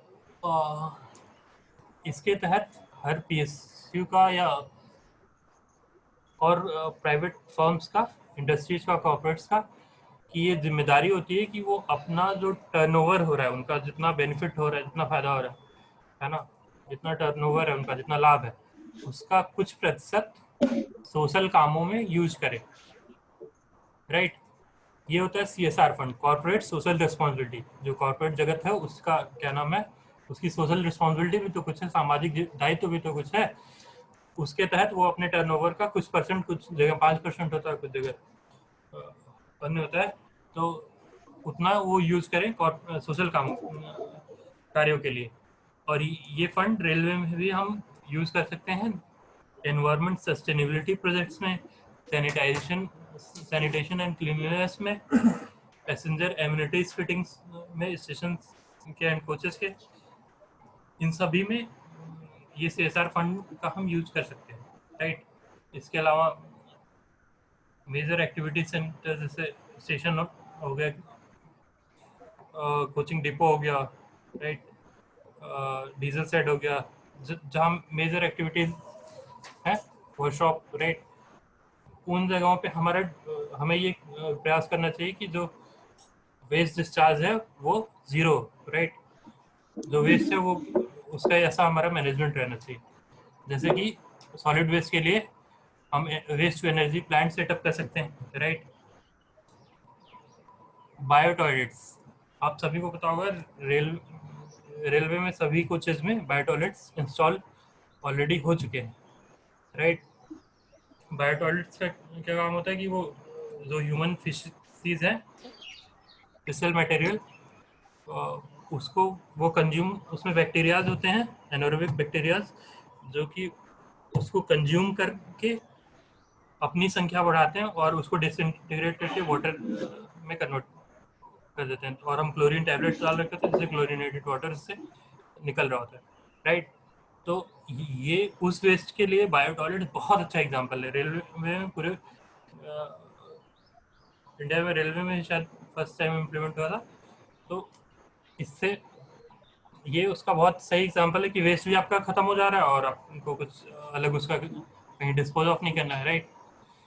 उसके अलावा ETP, effluent treatment plant, incinerator ऐसा है कि जैसे बर्न कर देते हैं, जैसे सॉलिड वेस्ट जो वो है, ये वेस्ट टू एनर्जी प्लांट से अलग है, लेकिन जैसे स्मॉलर स्केल वर्जन है काइंड ऑफ, है ना।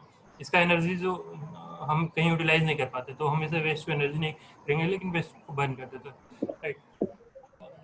इसके अलावा एफ्लुएंट ट्रीटमेंट प्लांट, हमारे यहाँ काठगोदाम एंड लालकुआं स्टेशन पे मैकेनाइज्ड लॉन्ड्रीज है, उनका जो वेस्ट जनरेट हो रहा होता है वो केमिकली और हजार्डस होता है, उसे नॉर्मल वेस्ट की तरह नहीं ट्रीट कर सकते, वो एफ्लुएंट कहा जाता है। इसमें डीजल सेट भी आएगा, राइट। डीजल सेट से भी जो वेस्ट जनरेट होता है वो एफ्लुएंट ही कहा जाएगा। उसको ट्रीटमेंट करके उसका वाटर या यूटिलाइज करें या फिर हम रिवर में या जो स्ट्रीम जा रही है वहाँ पे डिस्पोज ऑफ कर दें, तो उसके साथ मिला दें, है ना। ये क्या सकता है, तो एफ्लुएंट ट्रीटमेंट प्लान के साथ वो ऐसा फंडा रहता है। और काठगोदाम और लालकुआं में ये effluent treatment plant ETP plant है, राइट। ठीक, funding, right. Environment related work के लिए किस तरह का, कैसे हमें फंड अवेलेबल होगा, क्या अलग कोई इसका एलोकेशन हमको मिला है? ऐसा कुछ नहीं है, हमें कोई अलग एलोकेशन नहीं मिला है, बल्कि ये है कि एनवायरनमेंट रिलेटेड वर्क के लिए जितने भी वर्क हैं रेलवे में, जितने भी वर्क हो रहे हैं एक्सेप्ट कंप्यूटराइजेशन, प्लान हेड 17 जो कंप्यूटराइजेशन से रिलेटेड है, वो उसे छोड़कर बाकी सभी जो रेलवे में वर्क हैं उनमें 1% जितने भी वैल्यू का वर्क है उसका 1% एनवायरनमेंट के लिए, एनवायरनमेंट रिलेटेड वर्क के लिए उसी एस्टिमेट में प्रोविजन करना है। जैसे वर्क का एस्टिमेट हम प्रिपेयर कर रहे हैं, बहुत सारे वर्क इंजीनियरिंग विभाग द्वारा कराए जाते हैं, तो उसका जब हम एस्टिमेट प्रिपेयर कर रहे हैं तो उसमें 1% सेपरेट एनवायरनमेंट के लिए प्रोविजन करने का निर्देश है रेलवे बोर्ड द्वारा। 2016 में से ये गाइडलाइन आ रखी थी। जो नए वर्क हैं साथ साथ जो एग्जिस्टिंग वर्क भी हैं जिनका डिटेल्ड एस्टिमेट सैंक्शन नहीं हो रखा था, उसमें भी करने का प्रोविजन था कि हर वर्क में 1% एनवायरनमेंट के लिए अलग से रखा जाएगा। तो और इसको हम एनवायरनमेंट रिलेटेड वर्क के लिए यूज कर सकते हैं। इसकी सैंक्शनिंग हेडक्वार्टर, फंड की सैंक्शनिंग हेडक्वार्टर लेवल से होती है, राइट। और उसके अलावा मैंने जो CSR फंड के बारे में बताया, वो CSR फंड भी एनवायरनमेंट रिलेटेड वर्क के लिए यूज कर सकते हैं। तो 2 तरह से हमें फंड प्राप्त करा सकते हैं, राइट। अचीवमेंट्स के बारे में मैं बात करूँ उससे पहले मैं एक बार चाहूँगा, अगर किसी को कोई डाउट हो, कुछ पूछने का हो या कुछ डिस्कस करने का हो तो वो अनम्यूट करके बोल सकते हैं। थोड़ा सेशन थोड़ा इंटरेक्टिव रहेगा, राइट? ओके, ऑलरेडी 12:10 हो चुके हैं, तो मेरे ख्याल से मैं आगे आगे बढ़ता हूँ, राइट? जिसे जिसे अगर कोई डाउट है तो वो चैट बॉक्स में टाइप भी कर सकता है, ठीक है?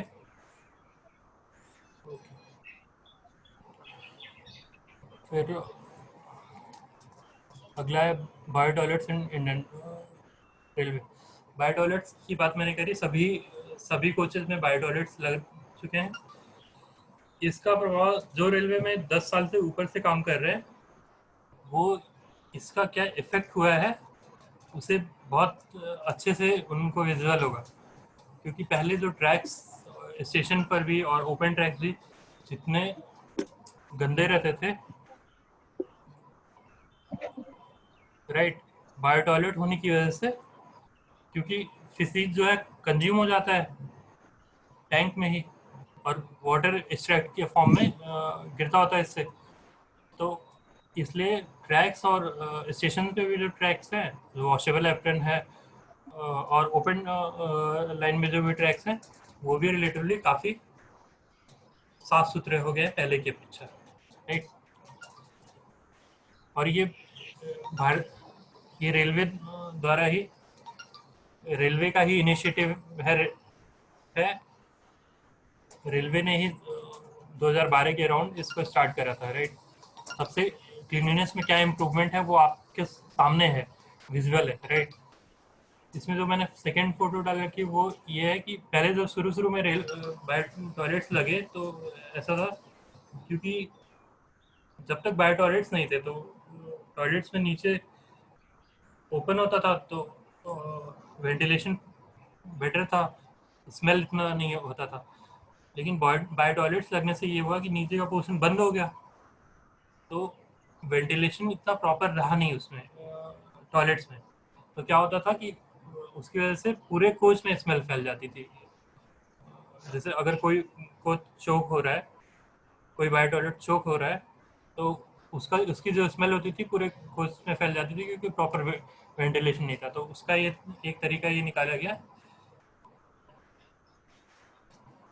ऐसे वेंचुरीज टॉयलेट के नीचे इंस्टॉल करेगा। इससे क्या होता है, जब ट्रेन चलती है एक साइड से हवा जाती है, दूसरी साइड से निकल जाती है, तो प्रॉपर वेंटिलेशन इससे इंश्योर हो पाया, राइट? सेकेंड है क्विक वाटरिंग सिस्टम, ठीक है? तो ये था बायो टॉयलेट के बारे में। तो हमारे यहाँ ये पूरे रेलवे में हर जगह इंस्टॉल हो चुका है, तो ये रेलवे के लिए बड़ा अचीवमेंट है, right? Quick watering system eight Farrukhabad station, right? देखिए, फर्रुखाबाद स्टेशन पे ये लगना है। क्विक वाटरिंग सिस्टम का मतलब क्या हुआ? हमारे जो लाइन के बगल में हाइड्रेंट लग रखी है, जैसे ट्रेन आई उससे फिर पानी भरते हैं हाइड्रेंट से, तो कभी कभार ऐसा होता है हाइड्रेंट के एंड पे बूस्टर लग रखा है तो ज़्यादा कुछ फिल हो जाते हैं, नहीं लग रखा है तो जैसे 5 मिनट का अगर एक्सप्रेस ट्रेन है, 5 मिनट का स्टॉपेज है, 10 मिनट का स्टॉपेज है, तो उतनी देर में सभी कोचेज में नहीं हो पाता है। तो इसमें ये होता है कि प्रैक्टिस ऐसी हो जाती है कि किसी कोचेज में भर दिया। आप लोग जैसे फील्ड में काम कर रहे हैं, कई बार ऐसा होता है प्रैक्टिकली कि एसी कोचेज में भर दिया, कुछ स्लीपर में भर पाए, नहीं भर पाए, है ना? नॉर्मली जीएस कोचेज नेग्लेक्टेड रह जाते हैं, राइट? तो ये क्विक वाटरिंग सिस्टम से ऐसा होगा कि ये 5 मिनट में 24 कोचेज की गाड़ी, 24 कोचेज बड़े आराम से 5 मिनट में पूरा भर सकता है, राइट? सभी टैंक 24 कोच में 5 मिनट में भर जाएंगे। इसमें जैसे बूस्टर पंप एक रहता था, इसमें कई सारे पंप्स का अरेंजमेंट है, राइट? तो इससे जल्दी पानी भर जाएगा, फिर ट्रेन का स्टॉपेज टाइम भी हम कम कर सकते हैं, राइट? अगर 10 मिनट रुक रहे थे तो 5 मिनट में ही हम कर सकते हैं, राइट? इसके अलावा एक और चीज़ है कि जीएम सर के इंस्पेक्शन में, जीएम सर ने दिसंबर में उस सेक्शन का इंस्पेक्शन करा था फर्रुखाबाद साइड, तो वहाँ उनके इंस्पेक्शन नोट में ये मैंने पढ़ा था कि इसमें स्काडा सिस्टम लगाने का भी लिख रखा है ना? नोट में डाल रखा हमने स्काडा। स्काडा क्या होता है? Supervisory control and data acquisition, right.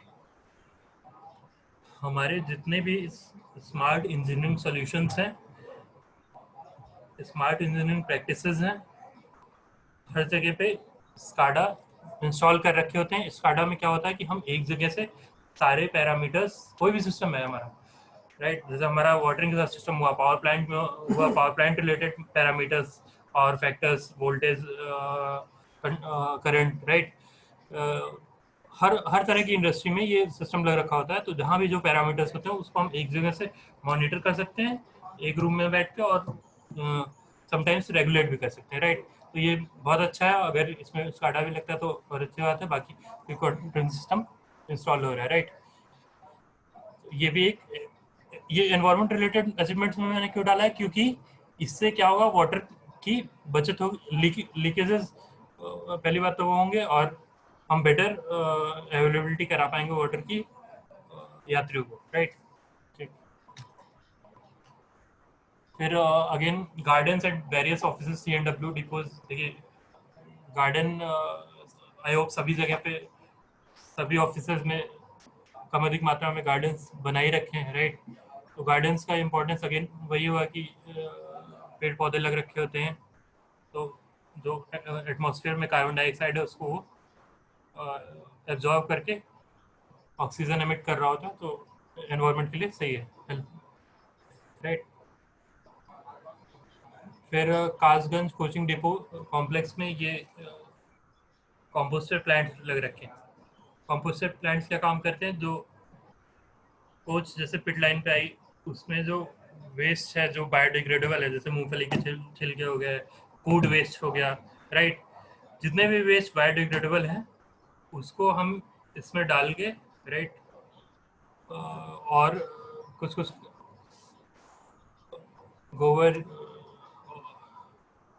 उससे रिलेटेड चीज़ें डाल के हम ऐसा करते हैं। 15, जैसे 2 हमारे पास है, राइट, तो 15 दिन एक में वेस्ट डाला, उसको सड़ने दिया, उसको कंपोस्ट बनने दिया, उसको चलाते रहे डेली, राइट, और 15 दिन दूसरे में डाला, तब तक इसको रख दिया, सड़ के कंपोस्ट बन गया, फिर उसको हमने यूज कर लिया, इस टाइप से, है ना। तो 2 होने का भी हमारे पास ये फायदा है। बाकी हम बायोडिग्रेडेबल वेस्ट का यही करते हैं कि उसको सड़ा के कंपोस्ट बना के फिर उसको गार्डन्स में और प्लांटेशन में यूज कर लेते हैं, राइट। ठीक, इसके अलावा देखिए एनवायरनमेंट में बरेली सिटी, कासगंज, टनकपुर, यहाँ पे नर्सरीज डेवलप की गई हैं, इनकी फोटोज यहाँ पे अटैच हैं, नर्सरीज। अगेन हम रेलवे के वैकेंट लैंड जो है उन पे हम प्लांटेशन कर सकते हैं इन नर्सरीज का यूज़ करके। इज्जत नगर और काठगोदाम में वर्टिकल स्टेशन पे वर्टिकल गार्डनिंग डेवलप की गई है, ये भी कार्बन सिंक की तरह काम करते हैं, राइट। इसके अलावा प्लास्टिक बॉटल, हमारे यहाँ बहुत बड़ी मात्रा में प्लास्टिक वेस्ट जनरेट होता है रेलवे में, तो प्लास्टिक वेस्ट का मैनेजमेंट करने के लिए ये प्लास्टिक बॉटल क्रशिंग मशीन्स लगाए गए हैं रुद्रपुर, काठगोदाम, काशीपुर और बरेली सिटी स्टेशन पे, राइट। ये हमारे एसएस साहब हैं काठगोदाम के बीच में, ये काठगोदाम स्टेशन पे लगा हुआ bottle crushing machine. Actually bottle spreading होता है, बॉटल को कट कर देता है ये छोटे छोटे पीसेस में, राइट। फिर अगेन ये सर्टिफिकेशन का मैंने आपको ये स्लाइड शो करी थी, रुद्रपुर और काठगोदाम स्टेशन पे हमने ISO 14001 एनवायरनमेंट मैनेजमेंट सिस्टम ये अचीव कर रखा है। इसके अलावा काठगोदाम स्टेशन पे एक सैनिटरी नैपकिन वेंडिंग मशीन लग रखा है, राइट। उसके अलावा सोलर पावर प्लांट है ना, रूफ टॉप सोलर प्लांट्स हमारे यहाँ लाल कुआं डिपो के रूफ पे लग रखा है, DRM ऑफिस में लग रखा है, राइट। तो ऐसे ही अन्य जगह और फर्दर भी है, अन्य बिल्डिंग्स पे भी लगने का है, जैसे कन्नौज में शायद 10 kW का लगने का है, राइट, या शायद ठीक है। फिर LED लाइटिंग्स की फिटिंग्स है, राइट। जैसा कि मैं पहले बात कर रहा था, LED लाइटिंग्स एनर्जी एफिशिएंट होती हैं, कम एनर्जी यूज करते हैं रिलेटिवली, और लाइटिंग बेटर करती है, राइट। हम एनर्जी भी कम यूज़ कर रहे हैं, लाइटिंग भी बेटर कर रहे हैं, तो इससे अच्छी क्या बात है, राइट। तो सभी स्टेशन पे लग रखे हैं, तो ये रेलवे प्रीमाइसेस में और कोचेज में भी सभी लग रखे हैं LED लाइटिंग, राइट। तो ये हमारे डिवीजन के लिए बहुत बहुत मेजर अचीवमेंट है एनवायरमेंट रिलेटेड, राइट। उसके अलावा ट्री प्लांटेशन का है डिफरेंट ओकेजन्स पे। इस प्रोग्राम में भी हमारा एक दिन का ट्री प्लांटेशन का है। इसके अलावा वर्ल्ड एनवायरनमेंट डे होता है 5 जून को, उस दिन भी ट्री प्लांटेशन को हम रखते हैं, है ना। तो ट्री प्लांटेशन का प्रोग्राम, उसके अलावा इंजीनियरिंग विभाग द्वारा ट्री प्लांटेशन कराया जाता है, तो लास्ट ईयर में इतना ट्री प्लांट कराया गया था, राइट। अगेन उसके बेनिफिट्स फिर से कार्बन सिंक की तरह काम करता और ऑक्सीजन सोर्स की तरह, राइट। फिर उसके बाद देखिए वेस्ट जो जनरेट हो रहा होता है वो कई टाइप का हमारे यहाँ वेस्ट जनरेट हो रहा होता है, जैसे कि कुछ बायोडिग्रेडेबल होते हैं जो कि टाइम के साथ मिट्टी में मिल जाते हैं, हाँ। उसके अलावा कुछ नॉन बायोडिग्रेडेबल होते हैं, जैसे कि मेटल हो गया, हमारा प्लास्टिक हो गया मेनली, है ना, वुड हो गया, राइट। उसके अलावा कुछ हजार्डस होते हैं जैसे केमिकल्स रिलेटेड, है ना, कुछ क्लीनिंग एजेंट्स ऐसे होते हैं, कुछ वेस्ट जो कि हजार्डस होते हैं। तो उन तीनों को सेपरेट फॉर्म में हमने सेग्रीगेट करने के लिए 3 टाइप डस्टबिन रुद्रपुर काठगोदाम में लगवा रखे। इसके अलावा 8 और मेजर स्टेशन हैं, जैसे कि हल्द्वानी हो गया, लाल कुआं हो गया, पीलीभीत, बरेली सिटी, कासगंज, कन्नौज, फर्रुखाबाद, ये सभी स्टेशन पे ये लगने हैं, राइट। मेडिकल विभाग द्वारा लगवाए जाने। तो इससे क्या होता है कि अलग अलग करके हमारा वेस्ट जनरेट हुआ, उसको हम अलग अलग तरीके से डिस्पोज ऑफ कर सकते हैं, है ना। तो इसका प्रबंधन करने में, वेस्ट का प्रबंधन करने में ईजी होता है, ठीक है। इसके बाद मैं जैसे कि बात कर रहा था, क्लीन रेल ऐप एक डेवलप करा गया है OBHS की मॉनिटरिंग के लिए। देखिए जैसे OBHS वर्क में क्या होता है कि मॉनिटरिंग हमारे यहाँ से इतना ज़्यादा इंश्योर नहीं हो पाती है। OBHS में प्राइवेट फर्म के का सुपरवाइजर चल रहा होता है, उसके साथ स्टाफ चल रहे होते हैं, जैनिटर्स, राइट। तो इसकी मॉनिटरिंग के लिए, इसकी स्मार्ट मॉनिटरिंग के लिए हमने ये ऐप डेवलप करा है, जिसपे वो स्टेशन अटेंडेंस की भी फोटो डालते हैं, राइट। फिर क्लीनिंग एक्टिविटी से पहले और बाद की फोटो, डेली की हर जितनी भी ट्रेन हैं उनकी, जिसमें भी वर्क कर रहे हैं वो डालते हैं और हम यहाँ से मॉनिटर कर सकते हैं, राइट। तो ये भी एक है। RFID टैग, जैसा कि मैंने आपको बताया, हाउसकीपिंग एक्टिविटीज़ में लिनन डिस्ट्रीब्यूशन भी आता है। तो लिनन की वॉशिंग कब हुई है, क्या मैनेजमेंट है ब्लैंकेट्स का, इसके लिए ये एक RFID है, रेडियो फ्रिक्वेंसी आइडेंटिफिकेशन, है ना। ये टैग है छोटा सा, ये उस पर लगा रखे होते हैं, और ये हमारी डिवाइस है जिससे हम उसका सारा डिटेल स्कैन करके जान सकते हैं कि ये कब कहाँ कैसे क्लीन हुआ है, सारे रिकॉर्ड्स उसमें होते हैं, राइट। उसके अलावा इस साल देखिए कोविड काल में ही वर्ल्ड एनवायरनमेंट डे 5 जून को मनाया गया था। DRM ऑफिस के सामने में प्लांटेशन का प्रोग्राम था, DRM सर द्वारा करा गया था, राइट। उसके अलावा 2019 में पिछले साल जो स्वच्छता पखवाड़ा हुआ था, उसमें देखिए स्वच्छता प्लेस 2 अक्टूबर को भोजीपुरा स्टेशन पे DRM सर ने सभी को दिलाया था। उसमें NGOs का भी पार्टिसिपेशन था, जैसे कि रिलायंस जियो का पार्टिसिपेशन था, सन निरंकारी करके एक NGO था, उनका पार्टिसिपेशन था। तो NGOs का भी उसमें काफ़ी रोल था। इस बार भी हम प्रयास कर रहे हैं कि NGOs इसमें शामिल रहें, राइट। प्लांटेशन ड्राइव चलाई गई थी अवेयरनेस के लिए भोजीपुरा में, काठगोदाम स्टेशन पे और वेरियस स्टेशन पे नुक्कड़ नाटक कार्यक्रम आयोजित कराया गया था हमारे स्काउट गाइड्स द्वारा। प्रभात फेरी का आयोजन किया गया था, रैली स्टेडियम से फिर कॉलोनी होते हुए प्रभात फेरी का था। पिछली बार फर्स्ट डे इसी का था। इस बार हमने इसलिए नहीं करा है क्योंकि कोविड चल रहा है, गैदरिंग डिस्करेज करी जा रही है, राइट। इसलिए हमने ऑनलाइन ही वेबिनार का आयोजन करा है। और मैं इस वेबिनार में जितने भी लोग हैं मैं उनसे आग्रह करूंगा कि सभी लोग अपने सब्सिक्वेंट स्टाफ और आसपास के लोगों को, घर के लोगों को उसमें और जागरूक करें इसके प्रति। रमजान का आयोजन करा गया था, राइट। इसके अलावा स्वच्छ आहार, पिछली बार जितने हमारे वेंडिंग स्टॉल्स हैं, कैंटीन हैं, उन पे उनकी क्या प्रैक्टिसेस हैं, हाइजीनिक है नहीं है, और उनको गाइड करना, ये सब एक दिन इसका प्रोग्राम था स्वच्छ आहार का। इसके अलावा स्वच्छता संवाद का था। देखिए DRM सर खुद सबको जागरूक कर रहे हैं यहाँ पे, है ना। सर कर रहे हैं तो हम लोग को भी करना चाहिए। मतलब हमें उस चीज़ से शाई अवे नहीं होना चाहिए, हमें हिचकना नहीं चाहिए लोगों को जागरूक करने में, उनको समझाने में, राइट। स्वच्छ प्रसाधन का एक दिन का प्रोग्राम था। स्वच्छ रेलगाड़ी का था, राइट। स्टेशन, स्वच्छ स्टेशन का था, क्लीन स्टेशन का।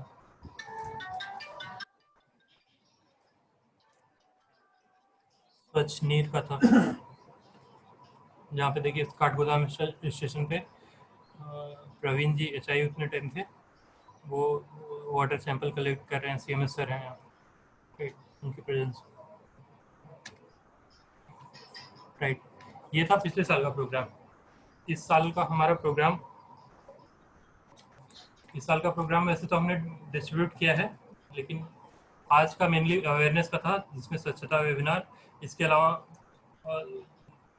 अलावा पोस्टर्स और बैनर्स डिस्ट्रीब्यूट करे गए सभी जगह पे, मेजर स्टेशंस पे, वहाँ पे लगवाएं, और सभी को स्वच्छता शपथ भी आप लोग अपने स्तर से दिलाए हैं ना, अपने अंडर कार्य कर रहे कर्मचारियों को।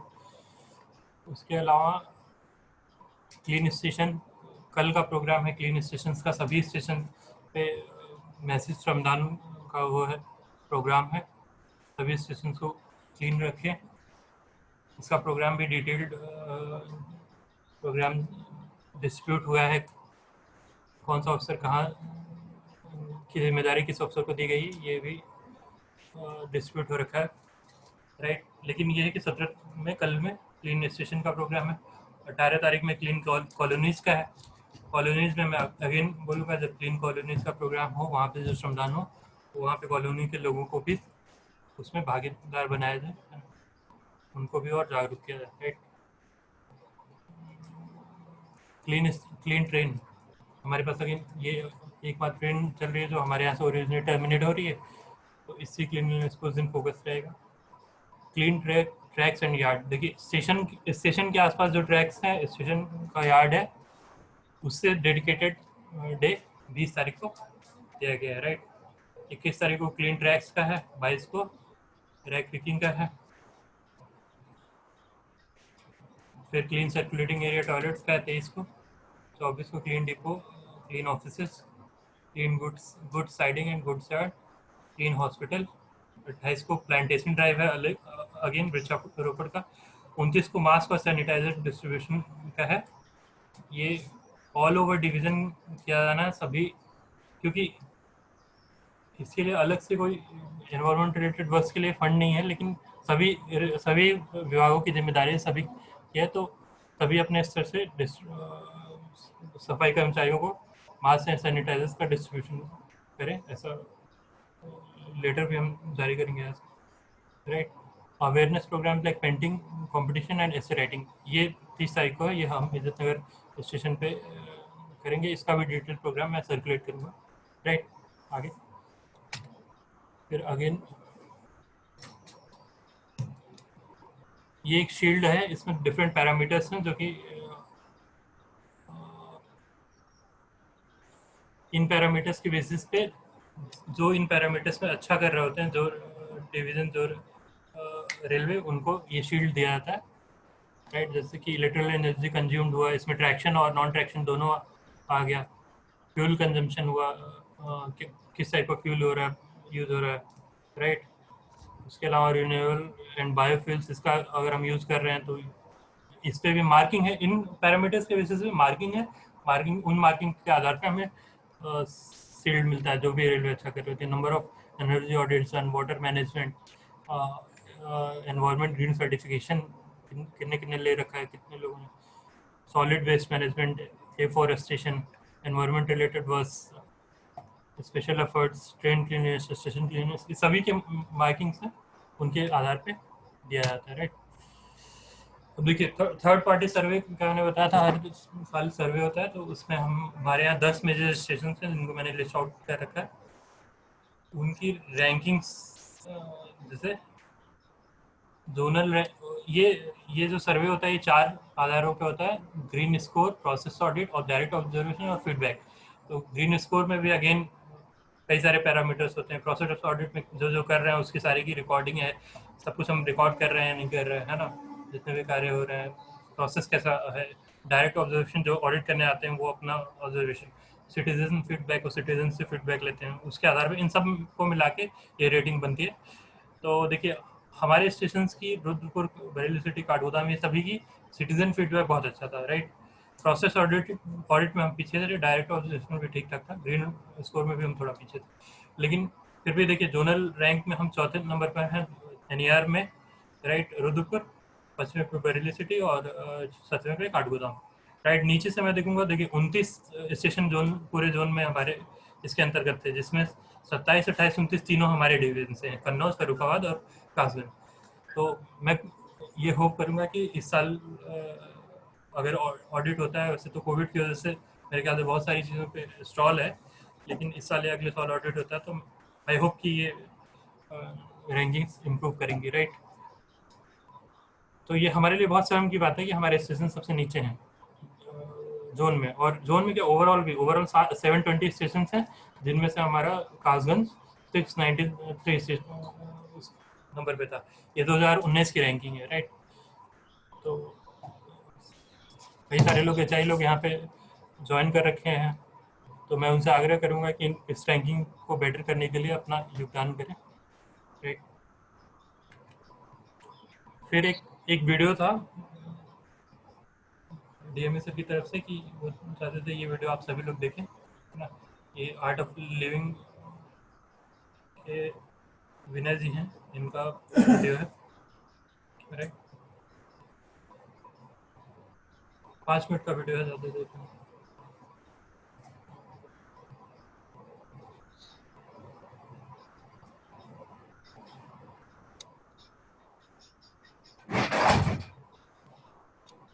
साउंड नहीं आ रही है। Yes sir. साउंड, वीडियो की साउंड नहीं आ रही है। आवाज नहीं आ रही वीडियो की।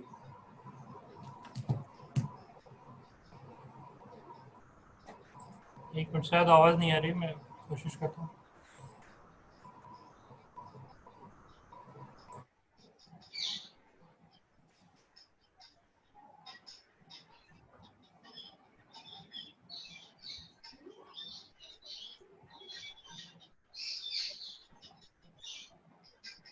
आगे बढ़िए, फिर बाद में दिखा दीजिएगा।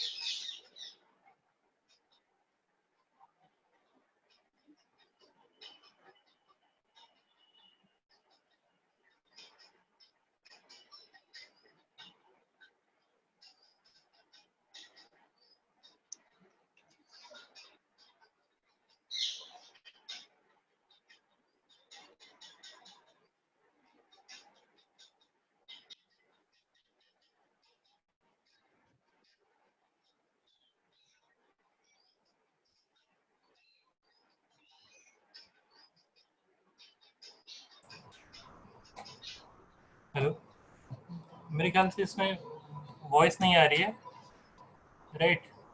तो इसका इसका इस वीडियो का भी बेसिक यही है कि एनवायरनमेंट के साथ ही हम रह रहे हैं, एनवायरनमेंट भी हमारी रिस्पॉन्सिबिलिटी है। इसको क्लीन रखना, इसको इसका एक सस्टेनेबल यूज़ करना है, ये भी हमारी रिस्पॉन्सिबिलिटी है, राइट? मैं नेक्स्ट स्लाइड पे बढ़ता हूँ क्योंकि आवाज़ नहीं आ रही है तो फिर कोई इसका मतलब नहीं है। ठीक है, ओके, ये मेरी लास्ट स्लाइड है। तो अगर किसी को इसमें कोई बात कहनी हो, कुछ डाउट हो तो अनम्यूट करके कह सकते हैं, राइट? अदरवाइज स्लाइड खत्म हो चुकी है, मैं सेशन एंड ही करूँगा, राइट?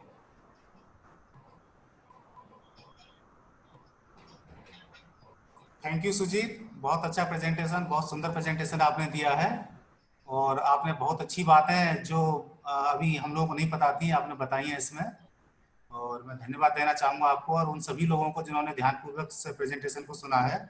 और मैं अनुरोध करूँगा या अपेक्षा करता हूँ मैं सभी लोगों से कि सभी लोग इस स्वच्छता पखवाड़े में बढ़ चढ़ कर हिस्सा लेंगे और इसको सफल बनाने का प्रयास करेंगे। धन्यवाद। Thank you. कोई गलती, कोई कमी रह गई हो तो उसके लिए क्षमा करिएगा सभी लोग। ओके, मैं सेशन एंड करता हूँ। Thank you for your time.